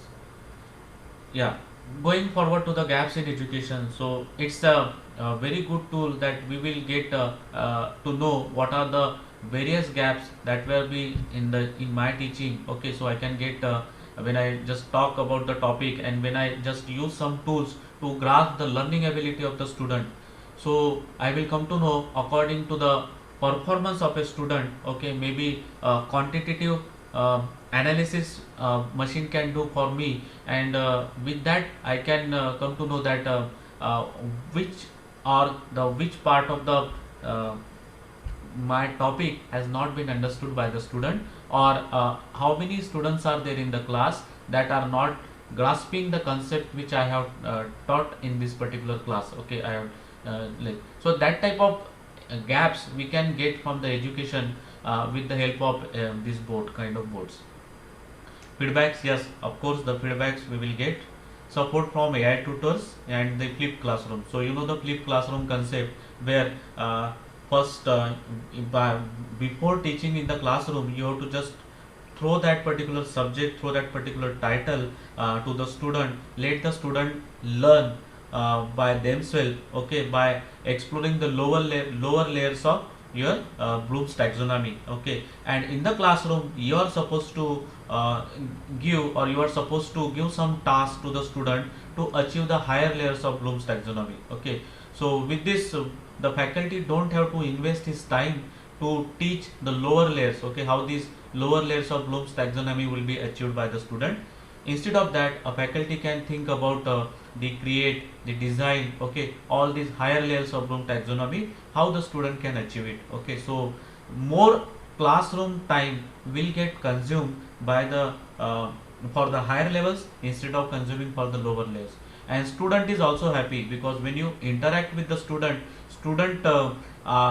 answer something. So if we encourage the student to answer the questions in the classroom, okay, so they definitely get encouragement. And again, new topic. Okay, so when we introduce a new topic in a flipped classroom, so they will always try to interact with us.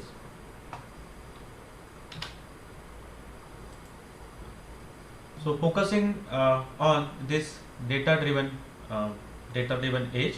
So actually the definition of AI is a machine data driven. Actually the AI definition is divided into two types, that is AI through machine learning and the knowledge base. So most of the today's era is having all those applications which is nothing but a data driven.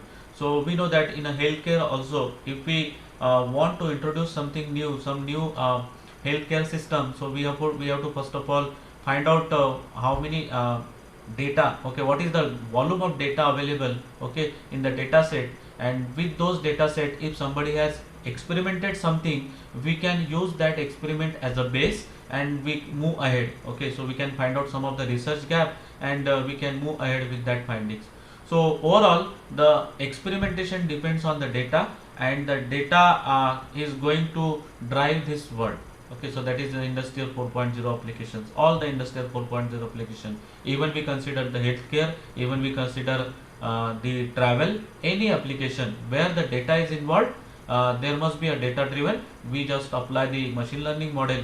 From last 3-4 days you are learning how to apply this machine learning model to classify with the linear regression, the logistic regression, all those models you have learned how to apply with the available data. Maybe data is not in a proper format, so you will introduce your methodology to just clean the data and apply your techniques of machine learning. So coming to this, the history, just describing 1950, this the first historical limestone I can say, where the Alan Turing introduced the questions to can machine think. In 66, ELIZA, that is the first chatbot was prepared, which is nothing but called as ELIZA. Immediately after that, in the 72, the next chatbot called Parry, okay, which was invented by the Kenneth Colby, and it is just a simulating an interaction with the person. So even if you just see, there are videos which are available with for the Parry. If you see, you cannot differentiate between who is speaking or who is just talking with the person. Okay, so that kind of advancement were done in the 1972 in terms of the chatbot implementation and chatbot evolution. Immediately, if you recall, Apple Siri. Okay, so we know that the Siri is nothing but the Apple. So those who are having the Apple's mobile, that is iPhone, so they know that we can interact with the Siri by asking any question, and immediately that chatbot is going to reply us on the basis of the voice. So voice is converted into text, text is passed to the Apple server, Apple server find out the question answer and then immediately reply to the our mobile, that is iPhone. And then it depends whether you want the answer, means sometimes the data is efficient, so that you can get the answer in a voice. Okay, so the reply is also in a voice form. But sometimes if it is if the Siri is not able to understand exactly, so Siri can interact or can provide the various pages, web pages, where we can find out the information which we demand. So in 10 1015, so 2010-15, so Siri was invented, then Google, and now we know that Alexa. So Alexa is now Alexa and Siri, these are the two current chatbots which are competing with each other. The market for Google, around 60% market is by the Google, and most of the iPhone users or the MacBook users, they having this Alexa inbuilt. Even in these latest Samsung TV models, okay, this Alexa and Google uh, both are embedded in that Samsung TV, latest TVs. So either if you configure with the Google account, you can interact with the Alexa, or the Siri. Okay, so depending upon, so if you have the Apple account, that is iPhone account, and Apple your mobile is connected with that, so you can also interact with the Siri. So this was just to set the trend of the talk, and how these chatbots are important. So coming to the importance of the chatbots. So see, these are few limestones where you will find how this market is going to be captured by the chatbot.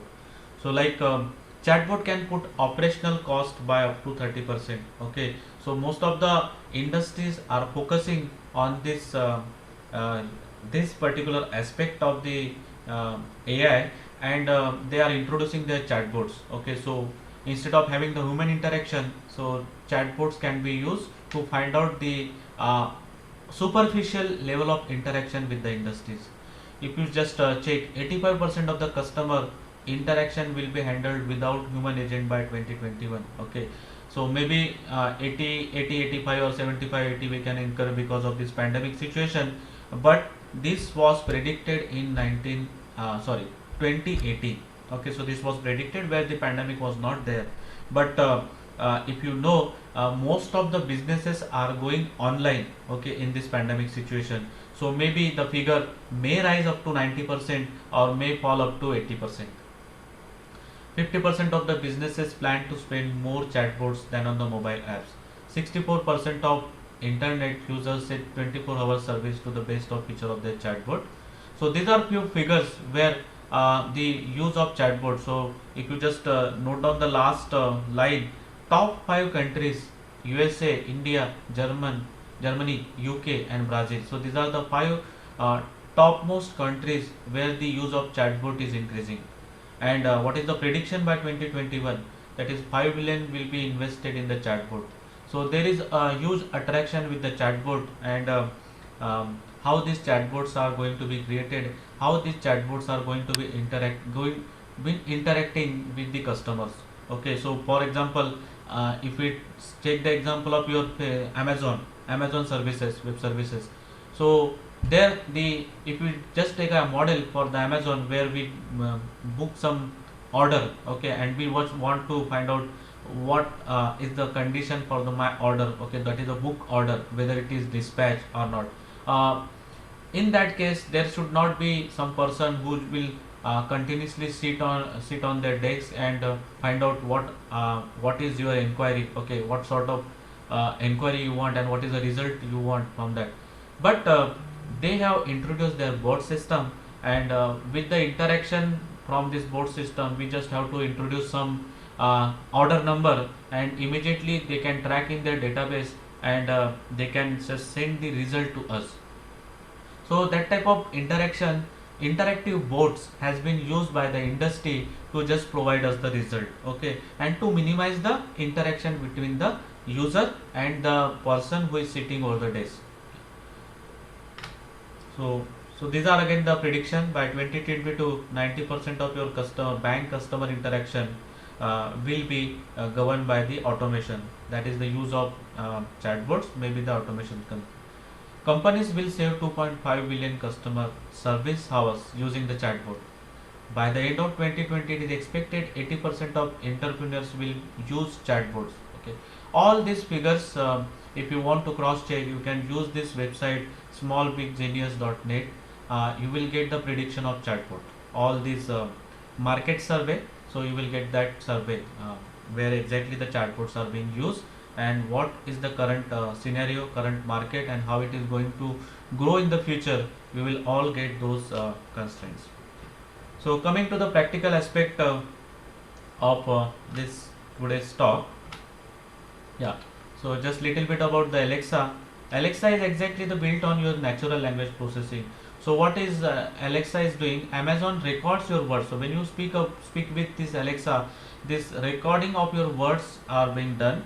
Those recorded words are sent to the server, and then server interact with by using a voice. So this just give the introduction about this interaction, like a person is interacting with the Amazon, that is Alexa, and a smart home skill API that is communicating with that, interacting with the server, giving the results through the cloud to the kitchen light. Okay, so this is just giving an example of IoT enabled applications where the a person is interacting to just switch on or switch off the light. So the requirement is that your uh, lights, that means your electric equipment should be smart enough, okay, so that they can interact with the smart devices. And so Alexa immediately can interact with the devices and can operate the switches, can operate the devices which are connected with that Alexa. So all the configured device can be connected, can be operated. Okay, so now in the practical aspect, so this was all about the tone that I want to like to set over this talk. Coming to this dashboard implementation, so now here onward the 1.5 hour will be utilizing for the implementation of dashboard. How we can use this dashboard? Uh, Naina madam, can you just reply whether you are having the WhatsApp Yes, group sir. of all the participants? Yes, sir. Yes, sir. Okay, sir. So just give me 5 minutes.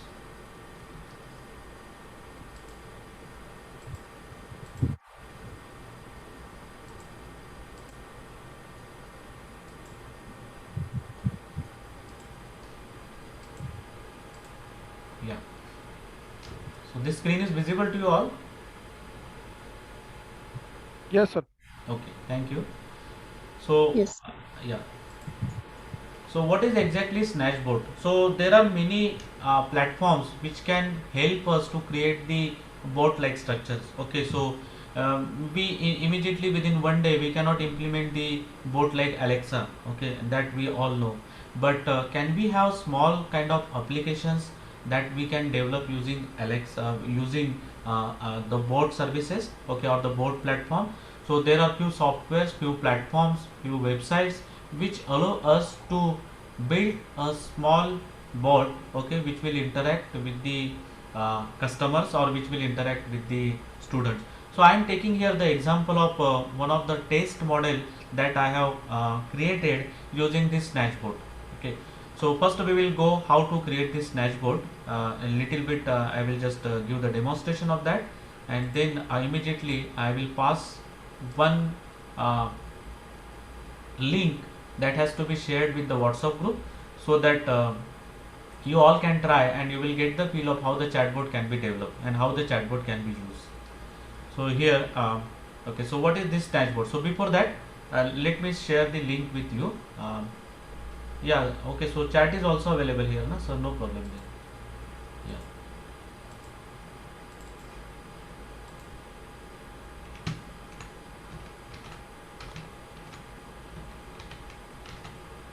Okay, so I am sharing in the chat window.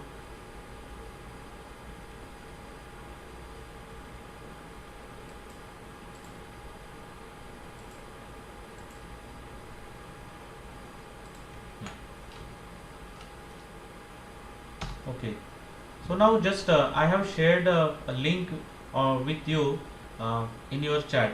Okay, all you are supposed to try this board and let me know what score you are getting after giving this test. Immediately after that, okay, after 5 minutes, I will tell you how this bot is implemented in this dashboard, and then on the similar line you can implement also. So let us try this snatchbot, and please tell me if that bot is not opening at your end. Please Sir, check. link is not received. Uh, yeah, I have given the links in the chat. Okay, sir. Yeah. Everyone in the meeting. I think I have given to uh, Vicky sir only. Now it is visible to all. Yes, sir. Okay, so all of you please try this test. Take 5 minutes for you. It's a simple test based on your CSS, and I am not doing anything with you. That means your score is wrong or score is right or score is not out of 5. Okay, 5 out of 5. Let us be fair and just provide me your score in the chat window, and then we will continue with this. How? Meanwhile, I am sharing the platform also. How this is going to interact with me, your result. So see, if you recall or if you just observe this, you find that there are 1291 interaction right now. So this is my dashboard, and now this figure is going to increase as soon as you put some data in my chatbot. So let us try.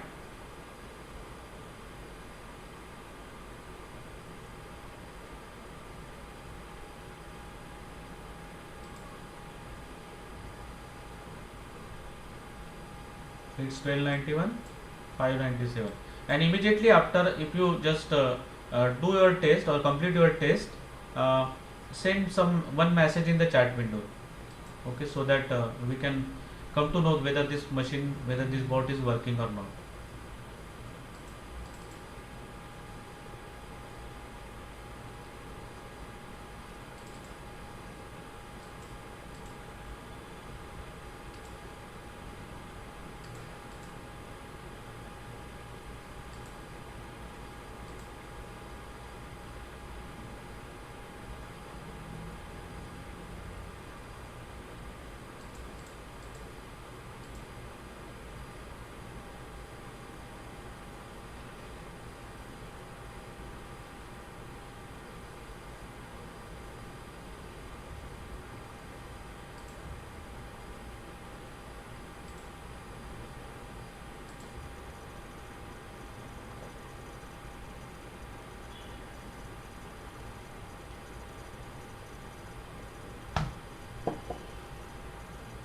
Yeah, thank you, Sam.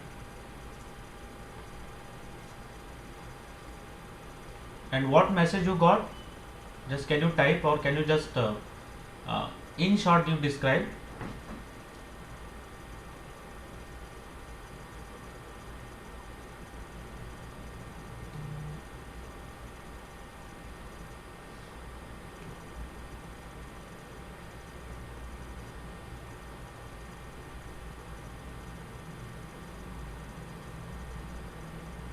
Okay, thank you very much. So, with the score of 2, Mayank Mangal, yeah, so the message which I have configured, like, okay, that is not bad, but you should have at least few more CSS classes. Okay, so what you are observing here, the bot is interacting with you all people. Okay, and I just configure one CSS test. How I have done, I will just demonstrate it, and with your score, whatever score you are getting in that particular test, according to your score, the reply message is set. It is quite interesting, because students are also happy, and if you observe all this interaction, the dashboard which is shared with you all, this see 1286 interaction has been done. That means the message received and message sent. Okay, so received and sent interaction, if you count, it is 1291.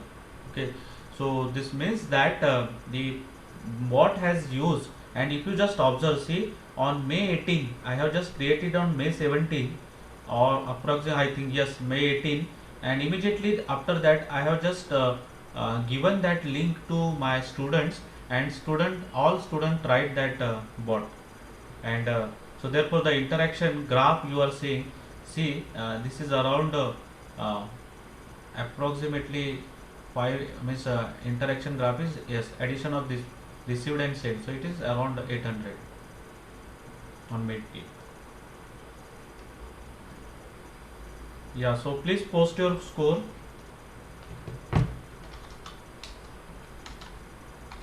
At least few participants can post.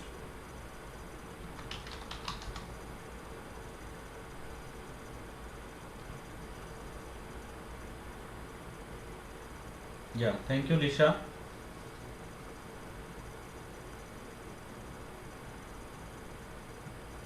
Yeah, Sapna, yeah, correct.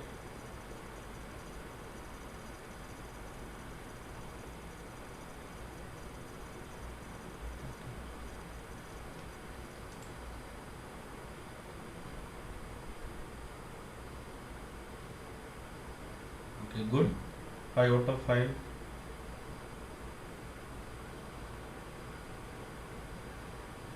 Yeah. So I have not refreshed that time. So immediately see this 5 something figure is increased to 769 and sent messages 884. Okay. And now see the graph is changing. Okay, this graph is going to change because as many number of interactions that are being done with my bot. Okay, this graph is just giving me the analysis of how many number of interaction has done with that bot. Okay, so yeah, okay, so now 5 minutes has been over, uh, so I can move ahead with the implementation part. Okay, now with this can we create a board for such type of test conduction at our for our student? Of course, yes, because I have created it. It means that you can also create this such type of board. How to create the board? First of all, so I will going through that. So first of all, you have to go through this snatchboard .com snatchboard login. Okay, so if you just type in a Google, which is exactly the site for snatchboard. So see, 1 minute. So just open, okay, type in the Google snatchboard. So you will get the bot website, that is snatchboard free chatbot solution intelligent bot services. Now why I am preferring this? Okay, so there is a reason. If you go to other snatchbots, other chatbot services, so they are trying to get the information about our credit cards, okay, or ATM or debit card. Okay, so I tried many websites where I could not get I could not get the service or the platform where without credit card I can just use this snatchboard, and this use the board, and this snatchboard is the first which provides us the practice platform for some days. Okay, after that of course they are doing their marketings. Okay, so they are governing such type of board solutions to the many industries, and being a user also, if we want the long term association with the snatchboard, of course we have to pay something to them. But for practice purpose we can implement such type of chatbots, and we can increase the trial period also. Okay, I have requested them even, so they have provided me the yeah, mobile, it is hanging when I go with this link. Okay sir, but just check with others also, if they have done with the mobile, so you can also do with the mobile. Anyway, let me continue the first. So when you open this link, okay, so you have to perform the registration. So like this is going to open. So see, you go to the dashboard. So since I am registered user, so I can directly go to the dashboard. Okay, so go to the dashboard. But if you are not the registered user with the snatchboard, of course you have to register. So you can use your credential of Google also. So this snatchboard is also providing the facility of your single sign-on. Okay, so single sign-on means you can use your Google ID or the Facebook ID to register with this snatchboard. So since I have already registered with this dashboard, it is not asking me to enter the user ID and password. So this is a screen, the landing page of this dashboard, where you are supposed to enter your login ID and the password. And see, they have provided the option with the Facebook and Google. So I just use my Google ID and Google password, and I have just signed in. So once I sign in, so this is my landing page. Okay, so this is the landing page. Let me close this first.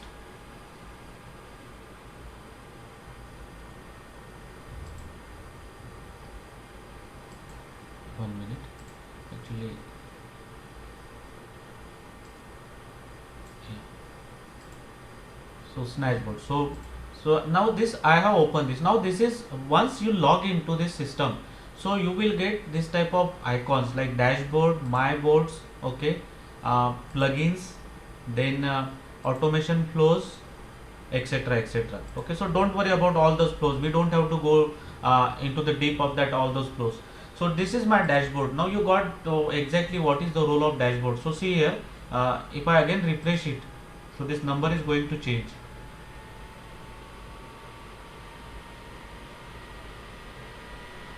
Now see, so this interaction, we will answer question and answer at the end, please. Okay, so because I just want to demonstrate 2-3 platforms, so therefore we will utilize the time for explaining, and later on I can solve your queries, please. Thank you. So see, so this is interaction. So now my board. Okay, so when I click on my board, it will show me how many number of boards I have created. Okay, how many number of boards I have created. So this is just, I can see the board library. Okay, so this is the second page which you will get. This is the dashboard page, and this is the third page where I will get the number of boards which I have created. Okay, so this is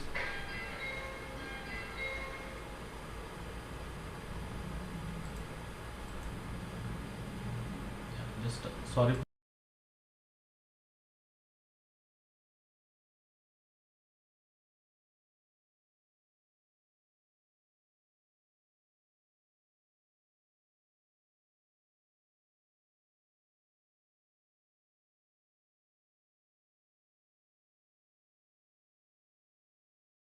Okay, yeah, coming to the topic. So now what is my first task? Just I have to create, see the yellow mark is given, I have to just create a board. Okay, so open this, I will just create a board. So here the create option is there, I can create board. Okay, so once the bot is created, okay, now it provides me various templates. Okay, there are n number of templates that I can use for creating this type of boards. Okay, so instead of creating bot, just use this blank board. Okay, because we want to understand the technique behind that. So let us use this blank board.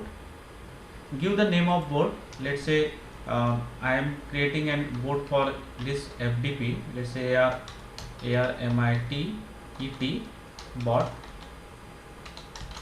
Yeah, so now bot description. What is this bot?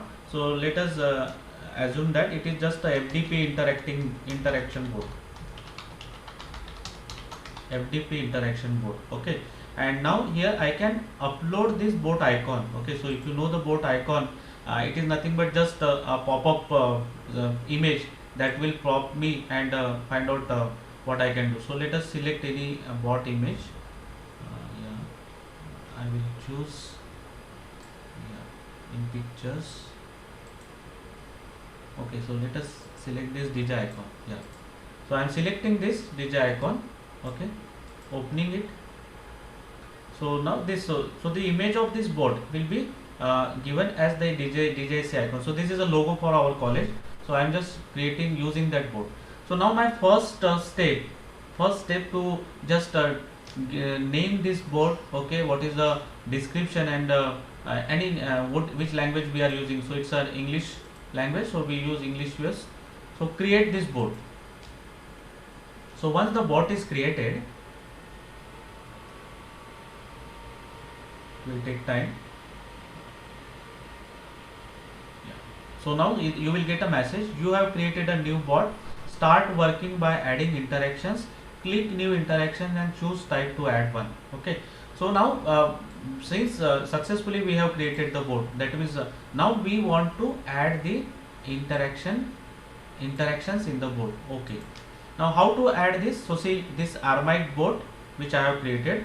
Now here you will find an icon, add new interaction. Okay, add new interaction or plugins. Okay, so there are some interactive plugins that can be connected with this chatbot, but simply we will use this add new interaction. Now let's click it, bot statement. Okay, now what I want, see see how I gone through that particular link. Just I click add new interaction. Once I click add new interaction, it will categorize, it will give me the category of how what are the various interaction level that I can use. So see there is a board statement. Just I want that the board should display some statement or board should send some statement. Whether you want some email interaction, that means if some email address is given, so you want to interact with letter use. Whether you want to give URL extraction, whether you want to give phone extraction, etc. Okay, so let us try with the simple, that is board statement. So I tried this board statement, add this. Okay, so once I select this, I just have to click highlight extracted data in chart. Then that means what statement I have used, and just give the name like welcome page. Okay, not welcome interaction statement. So I add it. Now see, once I add this statement, what I am getting, this type of welcome board statement, and this dashboard or the working board will be created. Okay, see first statement I have done. So welcome, and now I just want to give the message. So see how many options are there: prior response, customer variables, attribute, chat bubbles. Don't worry about that, we just want that board should give a message. So I will use this board message and use like welcome to this AI FDP. Welcome to AI FDP. Okay, do you welcome to AI FDP. I am let's say bot, and would you like to, let's say we are giving questions, would you like to interact with me? Okay, just I am putting a question to you. So first question which we have designed. So now my first statement is designed, welcome to AI bot, and would you like to interact with me? Now what are the possible answers for this? Either yes or no. Okay, so we have to just use another statement. Okay, so introduce a new statement, give, let's say success, okay, success, highlight the response, add it.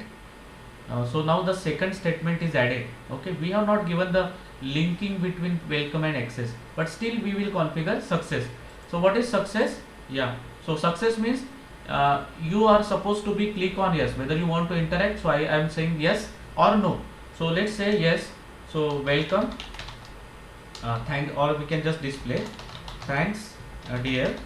Okay, we can interact, just a small sentence, we can interact, enter. Now success. Now if it is failed, that means you don't want to interact with me. So what that, for that also we have to draw something, some statement. So again add new statement, bot statement, click on bot statement, give the name, let's say failed. Okay, let's say failed, click it, add it, and what we want to give the message. Okay, so means failed means you don't want to interact with the board.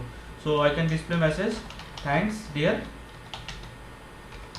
Okay, we will interact again, we will interact in future. Simple statement. Then now we have to connect this. Now how to connect this? So see, there is one option called bot skill. Okay, so since we created 3 different statements, so just observe or just see how this bot will look like. So see, you will get that we can say the architecture of the bot.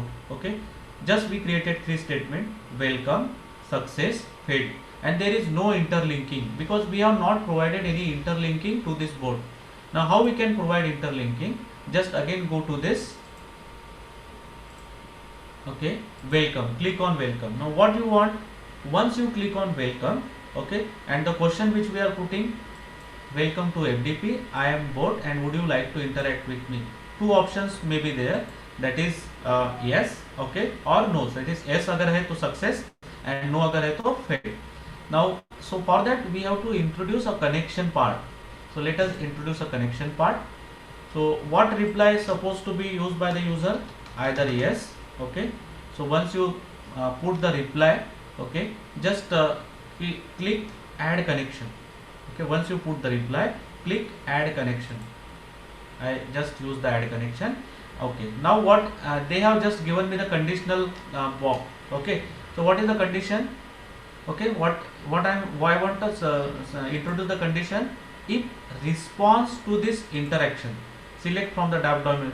This is zero coding, you don't worry about that. This you don't require to introduce a small code also. Okay, nothing, everything is given in the board itself.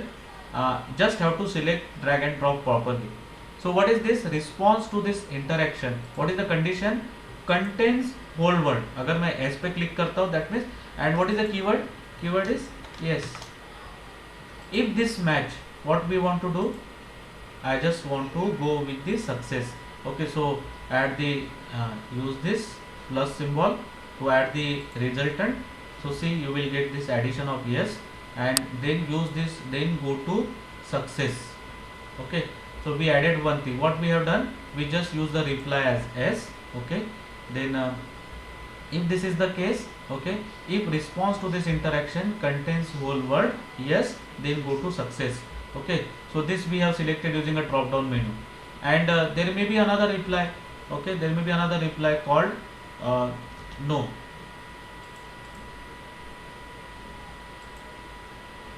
There may be another reply with interaction called no. So add it, cancel. So see, now two different buttons are activated, yes and no. So we configure for yes. Okay, so the connection is if the response to this interaction is yes, so we are going to call success. That is the statement of this interaction. So this success will be called.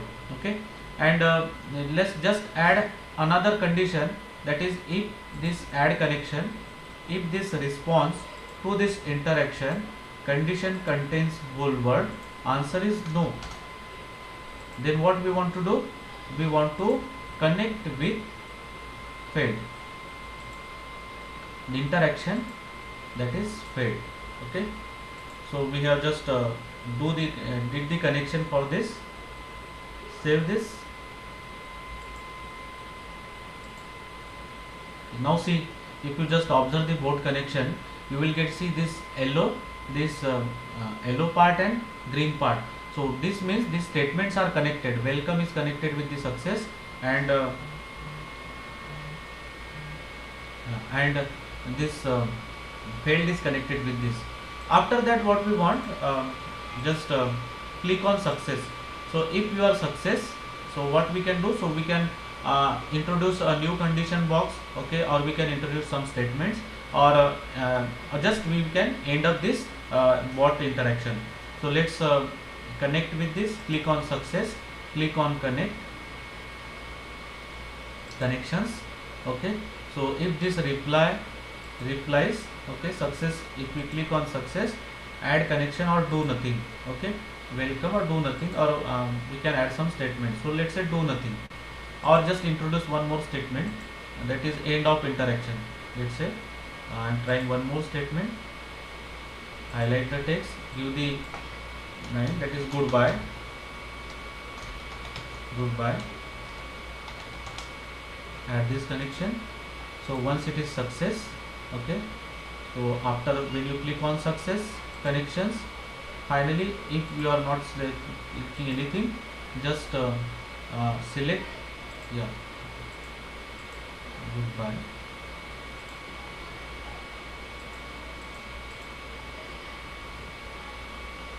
So see, this failed goodbye is not connected with success. Okay, we want that after success, failed or anything, goodbye message should be filled. So what we have to do? Success. Okay, then go to the connections, then add connection. Sorry, not add connection. directly click here. So select goodbye. Okay, select goodbye, and then 1 minute, goodbye, and okay. So now once it is failed also, we want to display the same message, that is, instead of do nothing, select goodbye. Okay, so your bot is ready right now. Just observe the scheme.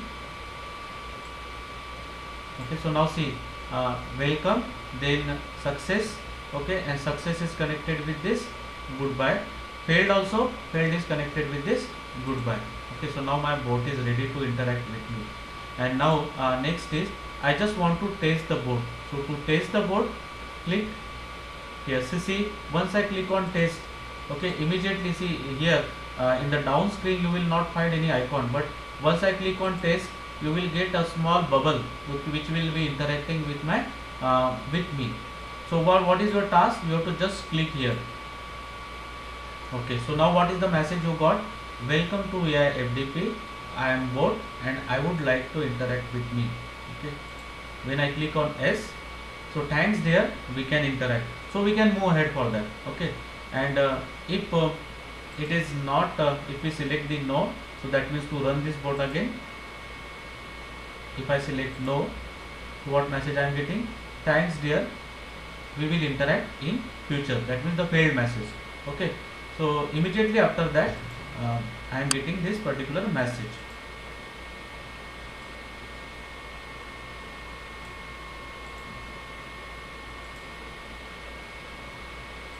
Now my bot is ready. Okay, so yeah,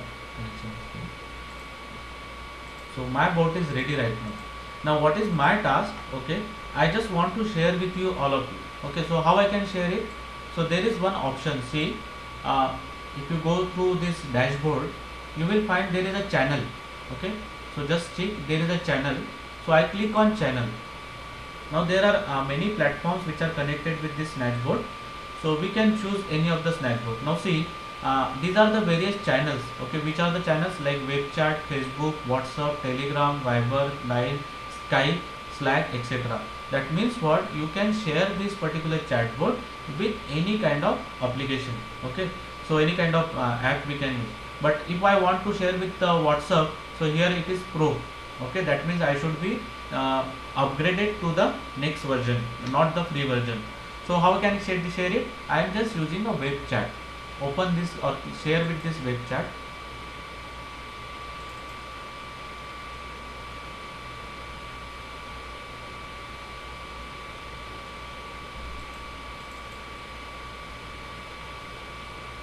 Share this bot with this web chat. Give the agent name. Let's say ARMIET. Okay. Signature. Let's say @RAM. Contact.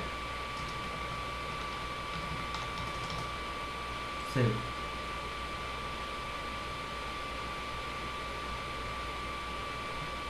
So share this bot. I got this. So see here, once you share this bot, you will get this ID. See this, you can use this code to introduce in your website, okay, or any page. Okay, so this is a JavaScript code which is given, so you can just copy and go ahead with this any of the application. Okay, so you can choose your avatars also, so which will interact with that. Okay, so now what we will do, we just will share with this, copy this one option called chat, start screen, start chat. See,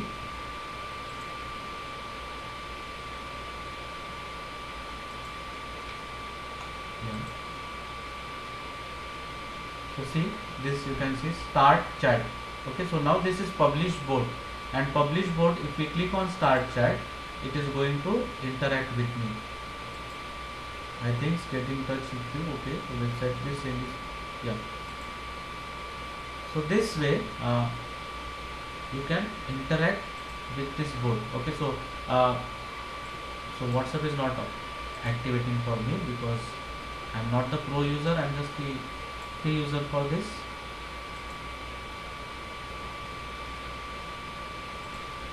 So this way you can publish your board.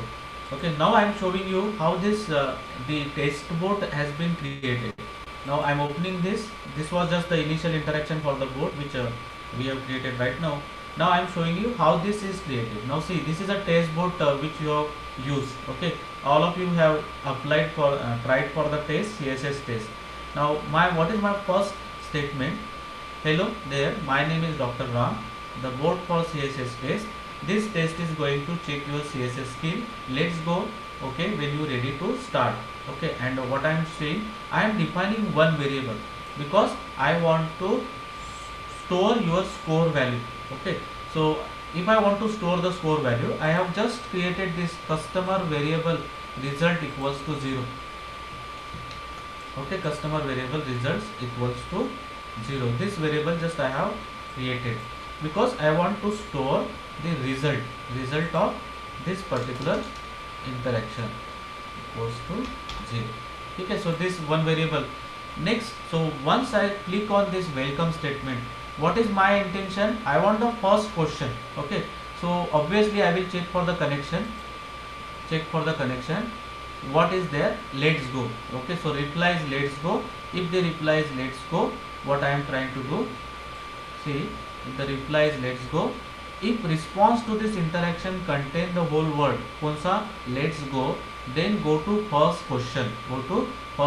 So I have just selected from this else go to first question.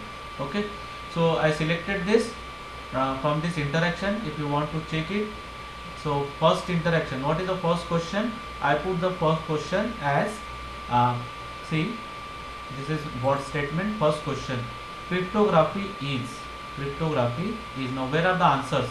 Cryptography is, go to the connection, you will get making secret. I just use a reply statement, making secret, breaking secret, too tough or nothing to do. Actual answer is making secret. So how I am informing board that the answer is making secret? So see, I use this interaction window. So what? Conditional interaction. If response to this particular interaction exactly matches which word? Making secret. Okay, which word? Making secret. Then go to correct answer. Now what is correct answer? Correct answer is a statement. So find out the correct statement. There is a correct answer statement. I have created this. What I have written there?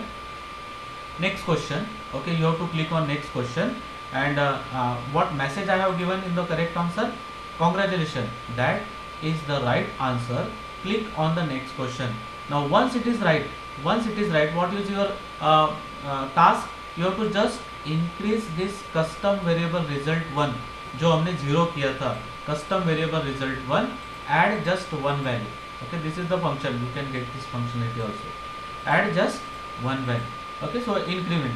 And in case if the first interaction with this first question is what we can say, the question is wrong. Okay, the answer to the question is wrong. So in that case, what you have to do, I have to just find out incorrect answer.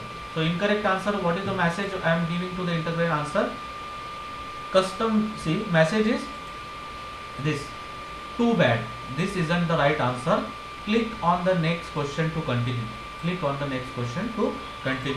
So therefore the custom variable result 1, I will just subtract. Instead of adding, I will just subtract the value. Okay, instead of adding, I will just subtract the value. If it is increased, I have to just decrease. So similarly, I use second question to configure. Okay, so once the first question is over, if you click on the next question, see connection. If you click on the next question, see making secret, incorrect answer, else incorrect answer, otherwise correct answer. Okay, go to the correct answer, and in the correct answer, what I have written, it should go to the second question.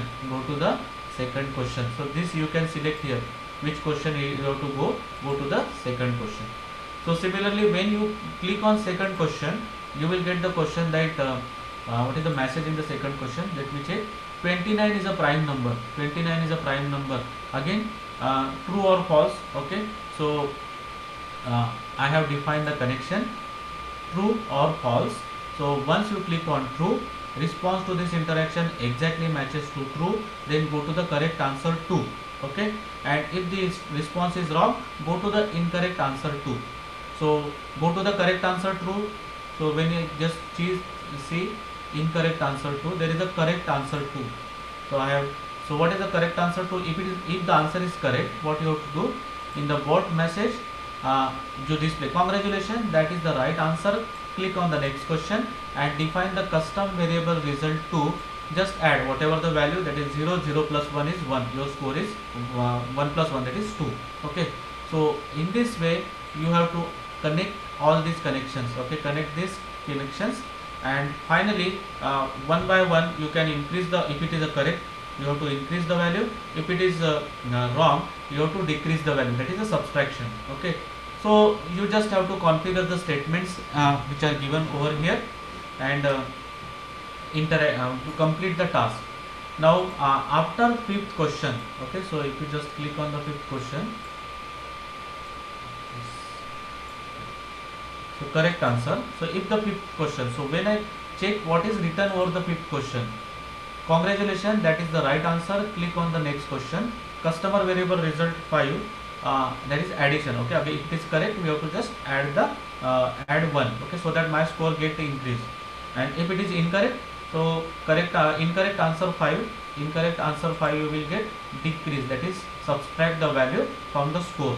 Okay, so after correct answer or incorrect answer, what you want to connect with the total. So what is total? See, now this is the functionality which is given in the total. If variable result is 5, so what message I am giving, you really done good. Okay, that is congratulations.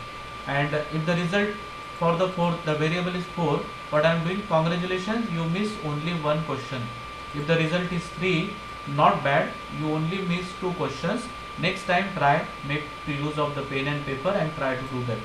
If the result is 2, I am giving the statement, okay, that is not bad, but you should have at least few more CSS classes. Okay, maybe because of the classes missing, you have missed that. And lastly, if the result is 1, I am just giving the message, well, you are not the worst, but you should continue studying CSS. Okay, cryptography. And if the result is 0, that means you are not success in answering any question. Message is, unfortunately all your answers are wrong, continue studying and better luck next time. So in this way we have just created the interaction part, and with this interaction statement we have just created this corresponding board, that is an interactive board, which is very simple, and you also use it, and you have also got the answer, that is the working answer, the working atmosphere and the interactive board, the board is. And so these are the channels, and these are my boards which can interact with you. So if there are questions, we will address here. After that, if no questions, so I can demonstrate Power Virtual Machine. Okay, Power Virtual Assistant, that is PVA by the Microsoft. So let me check the chat window.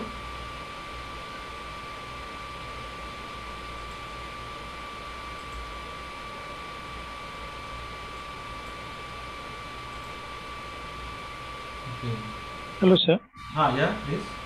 Sir, regarding this checking the assignments, what you said, there are the automated softwares. So how they work actually means, can you just give a brief idea in short? Yeah, yes, sir. So see, there are automation flows, sir. Okay, if you check, actually it's not a what we can say, it's a paid version. Okay, you have to just upgrade to the pro version. Okay, and it's not a trial for me. So if you just click on the automation flow, actual natural language processing toolbox is attached with this chatbot. Okay, so of course if a question is asked, what is the capital of India, and answer expected is Delhi. Okay, maybe sometimes somebody can answer as New Delhi. Okay, but if the answer is Bombay, because that interacting, that extraction of the word has been done by the natural language processing, the database will be searched by this automation flow, and if they find the right answer to that, if there is a matching between that, the bot will interact in a positive way. That means our answer is correct. Okay, but if this NLP will not find any word which belongs to the correct answer, the automation flow will interact with you, and your answer is replied as a incorrect answer. So these are the techniques by which your bots are going to interact. Without natural language processing, your tokens, the interactive sentences cannot be divided into tokens, and without tokens, your machine is not going to understand what is the exact meaning of your question. Thank you, sir. Yeah, sir. Thank you. Yeah. So if there is no question on this topic, particular topic, I can demonstrate another machine, that is another snatchboard, not snatchboard, another platform where we can develop. So if you, how many of just I want how many of you approximately, or is there anybody who is using Microsoft Office at their institute to conduct various classes, okay, or as an interactive platform, or as a class conduction, or whatever. Okay, so if your institutes are having Microsoft platform, just type yes in your chat window. So at least few answer I should get. Yeah, so Jayashree madam has described. Yeah, so your college is having Microsoft account, so you are also having that account, so you can interact.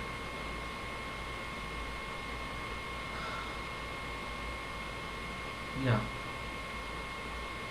So nobody. See, I cannot. Yeah. Okay. So few are there who have their account with the Microsoft. Okay. We have, being a DJC user, we have account subscription with the Microsoft. We have the license version, so we can use this license software. Okay. But if you are not having the license, but you can create Outlook, okay, Outlook account with the Microsoft, and that is free. Okay, but that is not allowing you to use Power Automate facility. Okay, Power Automate and Power Virtual Assistant.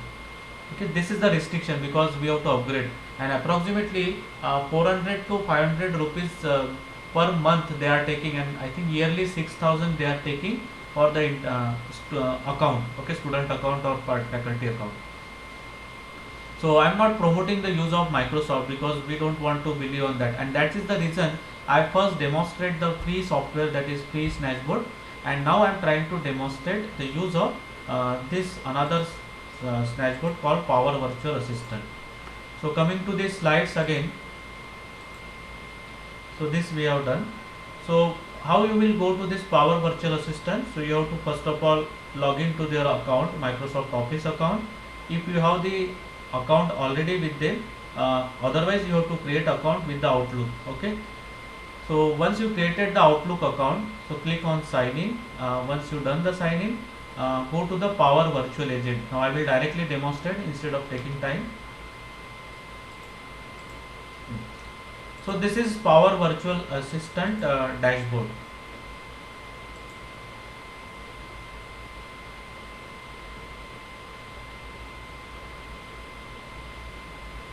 Now, rough idea you got how to create the Snatchboard. Similar logic we are using here on the platform called Power Virtual Agent to create the Snatchboard. Now, this is a landing page of your Power Virtual Assistant, which is the software or which is the app that performs this kind of virtual assistant creation. The Power VA, that is Power Virtual Assistant.microsoft.com.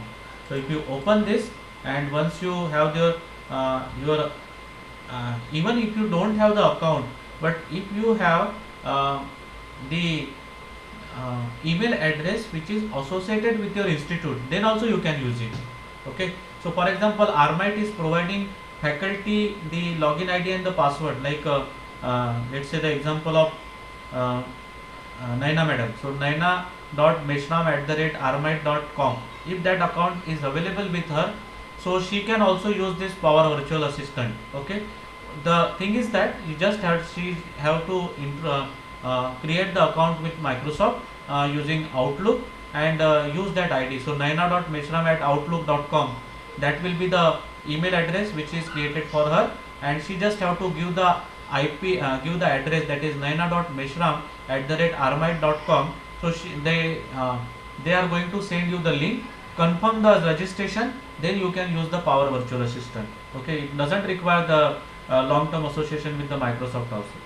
So now similarly, this is the landing page. Now how we can create? I just have to create topic. Okay, so this is a topic which I am creating. Same board we will create. So say I have to create topic. Okay, so when I click on the topic part, I will use this new topic. Okay, so use this new topic. What topic you want? I just want that required. Okay, so it should trigger that particular topic. So for that, let's say ARMIET FDP, ARMIET FDP. Optional name maybe FDP. Okay, description FDP feedback. Enter a trigger phrase. So maybe I am putting this FDP as a triggering space. That means the user has to type FDP, or user may type ARMIET, or user may type let's say interact, anything. Okay, so three different interaction word I have provided: interact, ARMIET, or FDP. So now go to the canvas. Okay, so see, this is go authoring canvas. Okay, since I have connected with this, once you have created this particular statements and the name part, go to the authoring canvas. So go to this. Now you are entering into the platform where you can design your board. It's very easy. Just we will describe, just give one question for that, and we will end up this day. So ARMIET FDP, it will take time. Topic saved. You got this. I will close this. Now see, you got this rough structure for this. Okay, so rough structure you got. Now what I am introducing, these are the three words: ARMIET, interact, and FDP, that will trigger my particular board. Okay, so what statement I am giving? I just using a statement like what is your name? What is your name? This is one question. Okay, so once I click on the question, it's a it should provide me the answer. So for that, first of all, let's say welcome to ARMIET. Okay, this is simple statement. Next is you click on plus, add, ask a question. Okay, ask a question. Which question? What is your name? Okay, what is your name? After that, now whether it is a multiple choice question, no, it's a just demanding some answer from user. So I will choose this and use user's entire response. I choose this user entire response. Okay, now what is the variable name? I can just give the name as name. Okay, let's say student. My first part for the first question is over. I am not taking any action on that. Okay, since I am just interacting with you. Next question, what is your college name? So I will use this ask question. What is your college name? Okay, so you are supposed to answer this question, two questions. Okay, so this is again enter user response. Variable is define the variable. Let's say participants college. Okay, or simply college participants. So it is a brilliant enough. So once is name student and or name college student. So two variables, I will not go ahead to that. Two variables I created. First, it will give the message welcome to ARMIET. First question, it is asking what is your name. Second question, it is asking what is your college name, and I am providing the answer. Now I want to just provide what message or what name you have given to my board. Okay, so let's say I am putting one show message. Okay, so show message. In the show message, I just giving this thanks dear. What is your name? I can drop here from this insert variable. Now name variable was name student. So thanks dear so and so from college from college. Let's select college student. Okay, it was a nice time to interact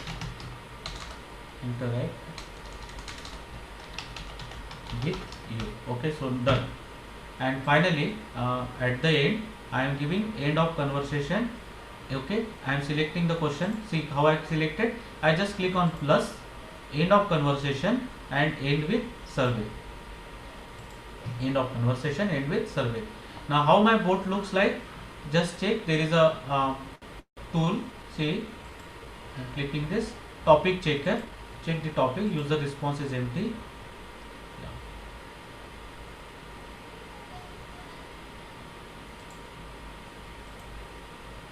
Save this.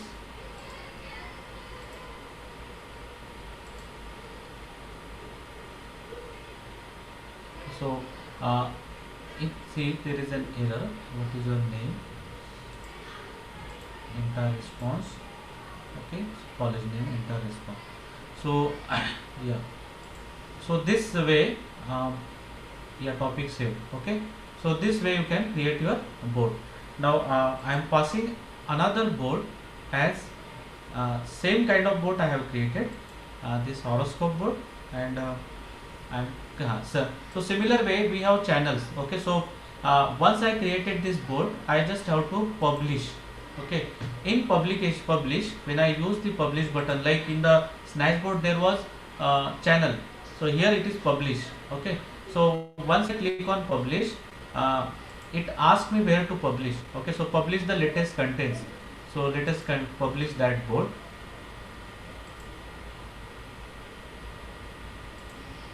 Let me off this.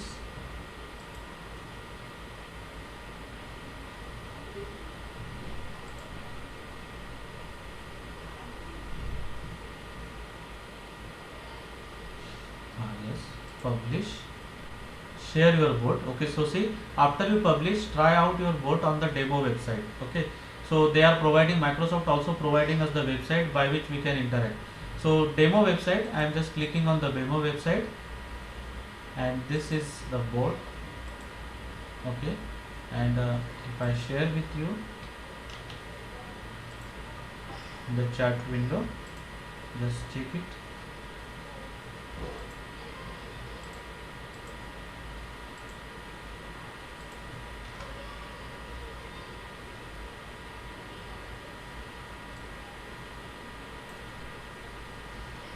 One minute.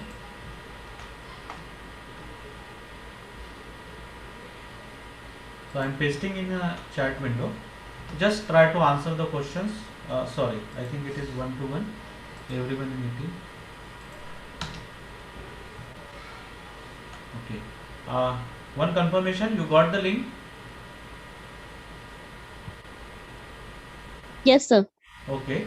So just try this this particular bot and interact with that, and tell me what answer you are getting, or you can paste in a chat window.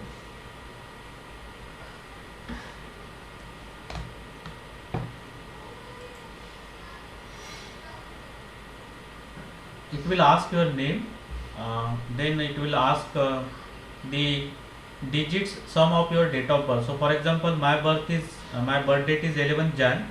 So 11 from the day, that is 1 plus 1. Okay, 1 plus 1 is 2. When and then I have to enter 2. So according to that value, it is giving you the horoscope. Okay, so this was designed 2 days back. Just try it.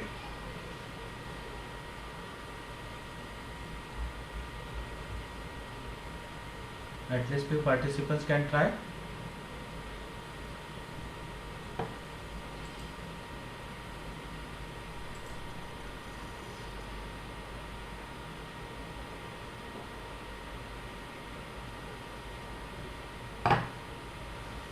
If you provide the correct email address, it also asks for email. Okay, so if you provide the correct email address now, so it will send you mail also. So whatever the horoscope, depending upon date sum, it will send mail to you also. And then I will tell you how this has been configured with this Power Virtual Agent to send mail to you. Again 15 minutes it will take. let's interact with that and let us find out some answers or paste some answers in the chat window.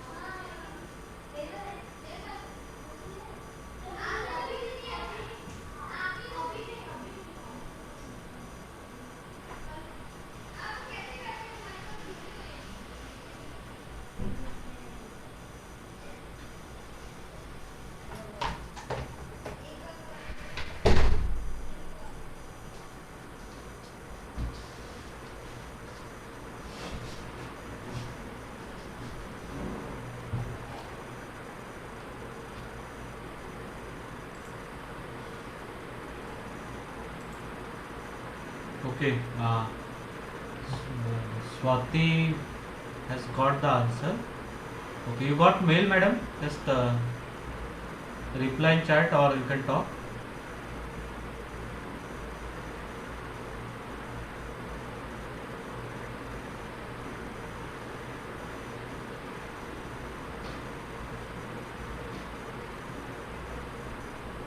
Yeah, Sapna ma'am is also got. Many of you got this. Vicky sir is also getting their horoscope.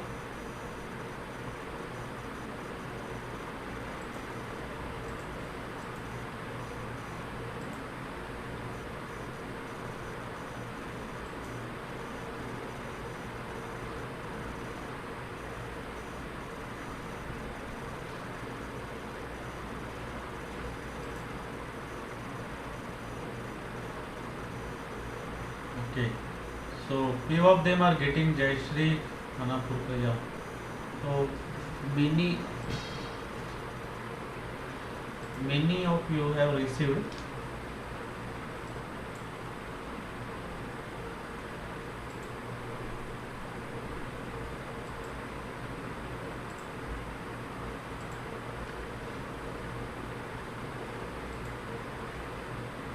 Okay, thank you. Dr. Sagar. Okay, Sagar. So Sagar has received on his mail also, and yeah, he also pasted in the chat window. So I assume that most of you have received on mail. Okay, sir. Yeah, thank you very much. So many of the participants have received. Maybe if the email address is wrong or something wrong, uh, maybe you are not getting that reply, but most of you will get the reply because this. Okay, so Yogeshwari also got this reply. Anyway, so how this I have created. Okay, so I will just show that. Okay, see. Power virtue. So now how this topic, so this is a topic. Okay, so what I have created, I have just created a topic, and what is the name of topic? The name of topic is horoscope. Okay, I created the horoscope as a topic, and then so how I created, I just created using this new topic and put the name and see, yeah. So what are the trigger statement to start that?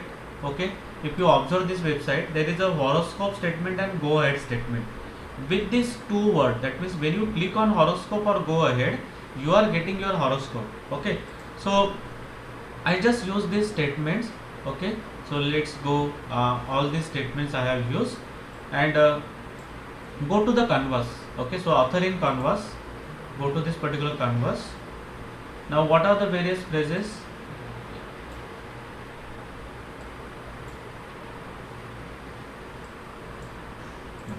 What are the various phrases? See, first initially these are the options by which your phrase is going to start, what is going to start. Okay, and what first message you got?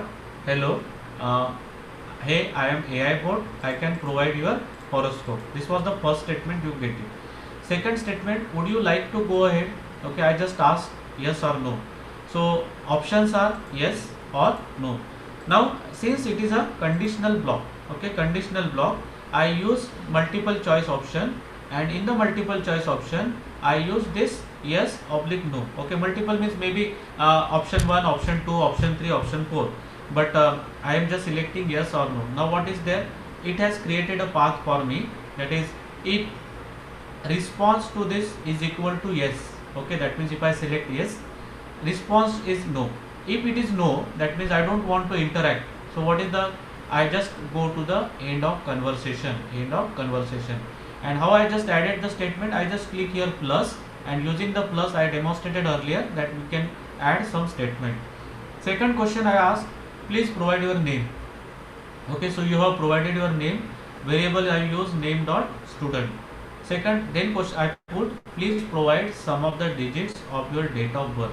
Okay, so this is exactly the question which I put to you to trigger my Power Automate. I will tell you. Then I just store that value in DOB sum. I have not defined. Okay, once I created the box, immediately the variables are created. You can rename those variable. यानी आपको ऐसा coding में जाके integer x is equal to 10 or y is equal to 25, you don't have to define that. Okay, as soon as you create plus, as soon as you create code, the block if you choose whether you want to ask the questions, so like this, so you can be created, the variables can be created. Then please provide your mail address. Now this I use to pass value to my Power Automate. Now what is Power Automate? I will demonstrate, I will just show it later. And okay, so now here there is one option. Okay, so if you click on plus, click on plus, so there is one option. See, ask a question. That means I can ask your name, your date of birth, etc. Add a condition. I can add a condition like whether it is yes or no. Call an action. Now from here you have to select, or you have to create call to the Power Automate. Okay, call to the Power Automate, and just you have to create a flow. Okay, you have to click create a flow if you are new to that. If you have already created the flow, you can select any of the flow that you have created earlier. Now what is this Power Automate? Okay, Power Automate, earlier it was called as Microsoft Flow. Okay, but now they have renamed it as a Power Automate. If you are the user of Microsoft and you have the account, you will get this access to the Power Automate free.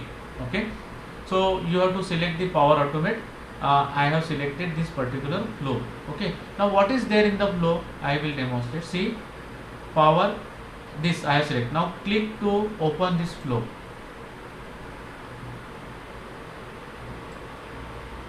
Okay, once I open that, so I just what I have done, I have just clicked to open this particular flow. The flow get open. Now what is the software where it is exactly opening? The software is this Power Automate, that is flow.microsoft.com. Okay, so this is a particular flow which is created. See, this is Power Automate. Okay, the particular app which is Power Automate, and still they are maintaining this flow word. Earlier it was flow only, but now they have renamed it as Power Automate. Okay, but still the website link is same, flow.microsoft. In this, what I have done, I just use edit. Open this edit block. This simple flow is created. Okay, so now what I use, yeah, first I will just show you how this is to be created. Okay, so this is the flow. to create this Power Automate flow, you just have to click on My Flows. Okay, and in My Flow, I can select New Flow. I can select New Flow.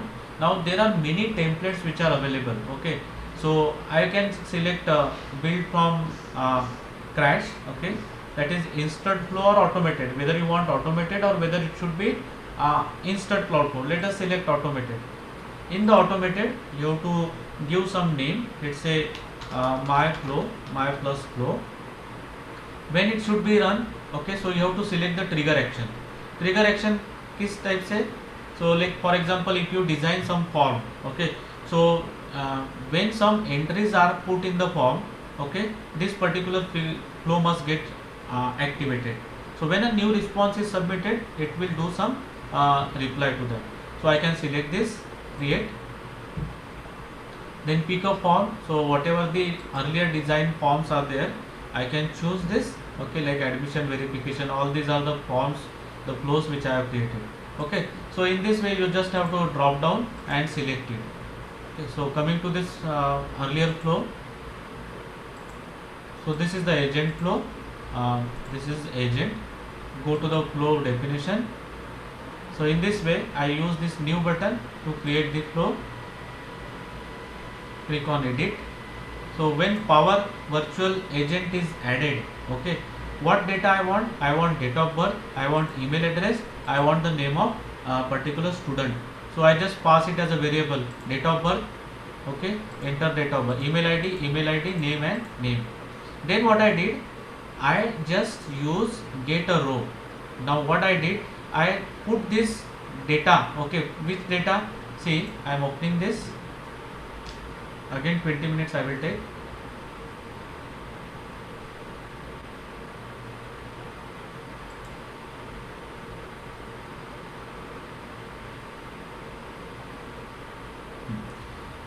Yeah, Power App test. Actually I created Excel file. Okay, in Excel file I just put the horoscope in one column and the number sum in another column. So the sum may be 0, sum may be 0, 1, 2, 3, 4, 5 up to 9. Okay, so so it's a mod 10 value. So I created that Excel and I put it in my OneDrive. Okay, OneDrive is nothing but a Google Drive kind of thing where Microsoft users is getting space to store something. Okay, so we can store any file in this particular OneDrive. So I use this Power App and this is my Excel file, date of birth, Austro numero. Okay, now see the structure of file. I just use two columns, sum and horoscope. So if the sum is 1, I will get this. If sum is 2, I will get this message. If 3, this message up to 9. Okay, I know that the sum is mod 10, so it will not cross beyond 9. So this is the Excel value. And now how I set the automated flow? I set the automated flow with this. I just browse this. Okay, when I click on get row, from where? From the OneDrive. What is the file name? The file name is DOB Astronome. From that table 2, and what is the key column? I want sum, and sum is the particular key column which will provide me the horoscope. Okay, then I will use this simple logic to initialize the variable. No coding has to be done, just you have to select the select from the drop and down menu what are the variable names and etc. Activate one condition.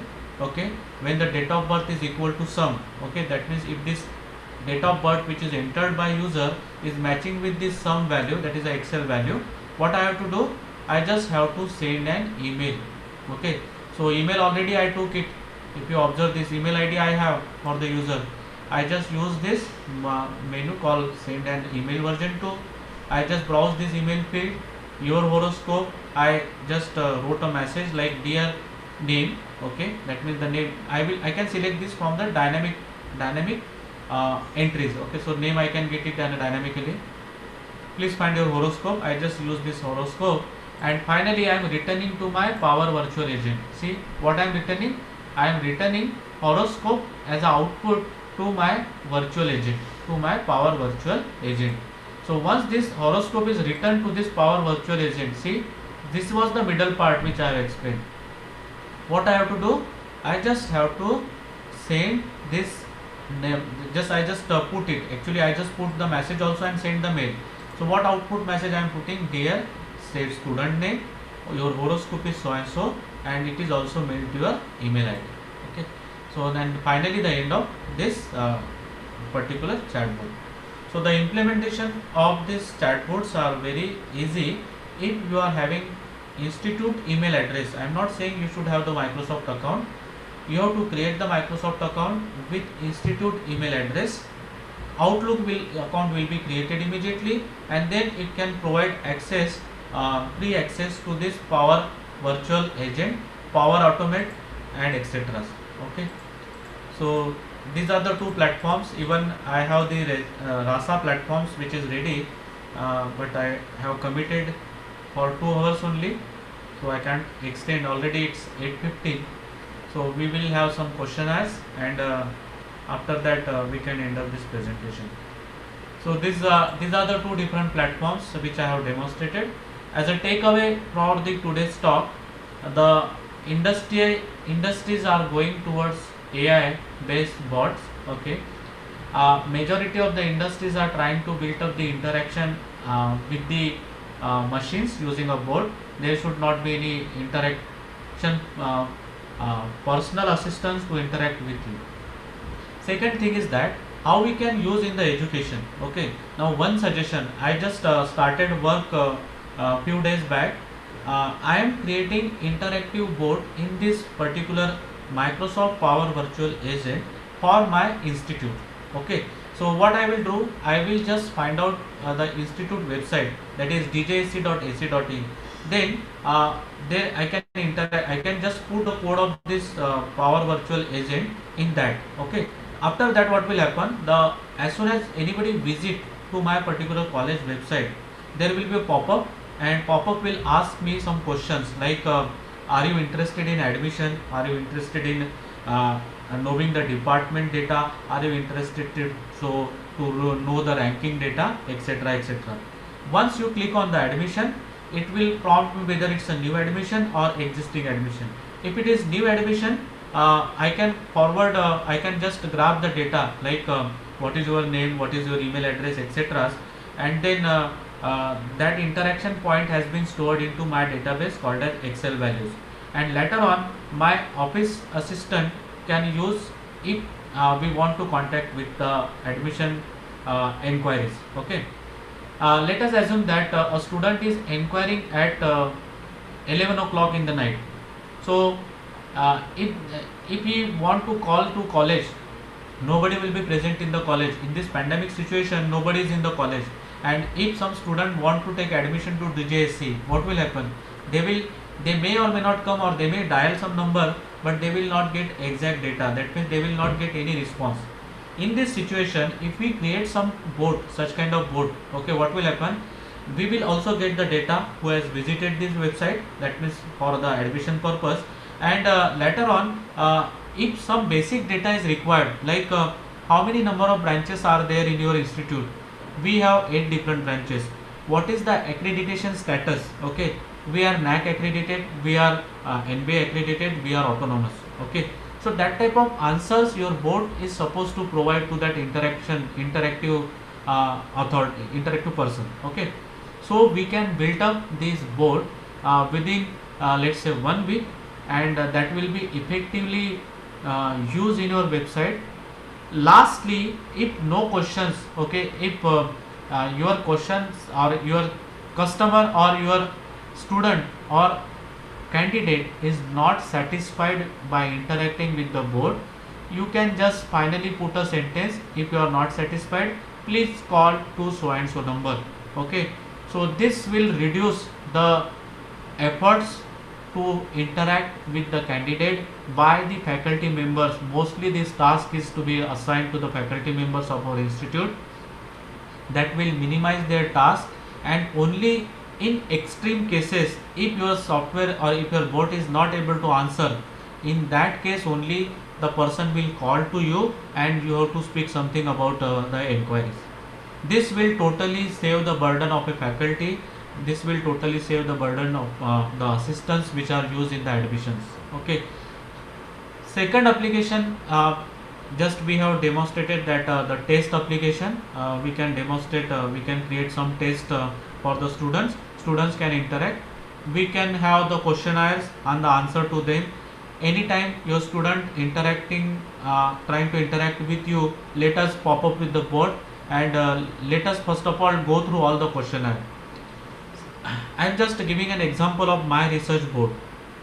I am having a research group in my institute, and those students many times ask me what is the sequence of the paper that to be written. Everybody know, even I know, even many of the students know, but still there are few students, they don't know what is the exact sequence of the paper that to be written.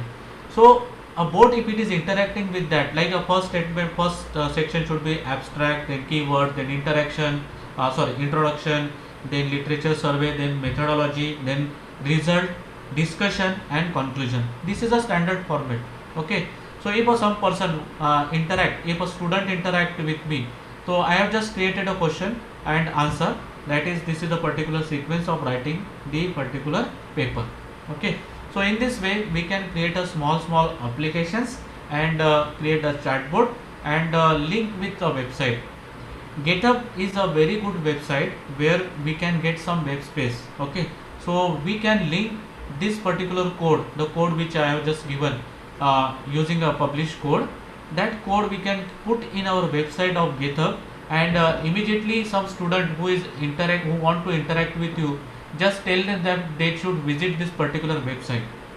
So when they visit the website, they get the answer to their initial queries.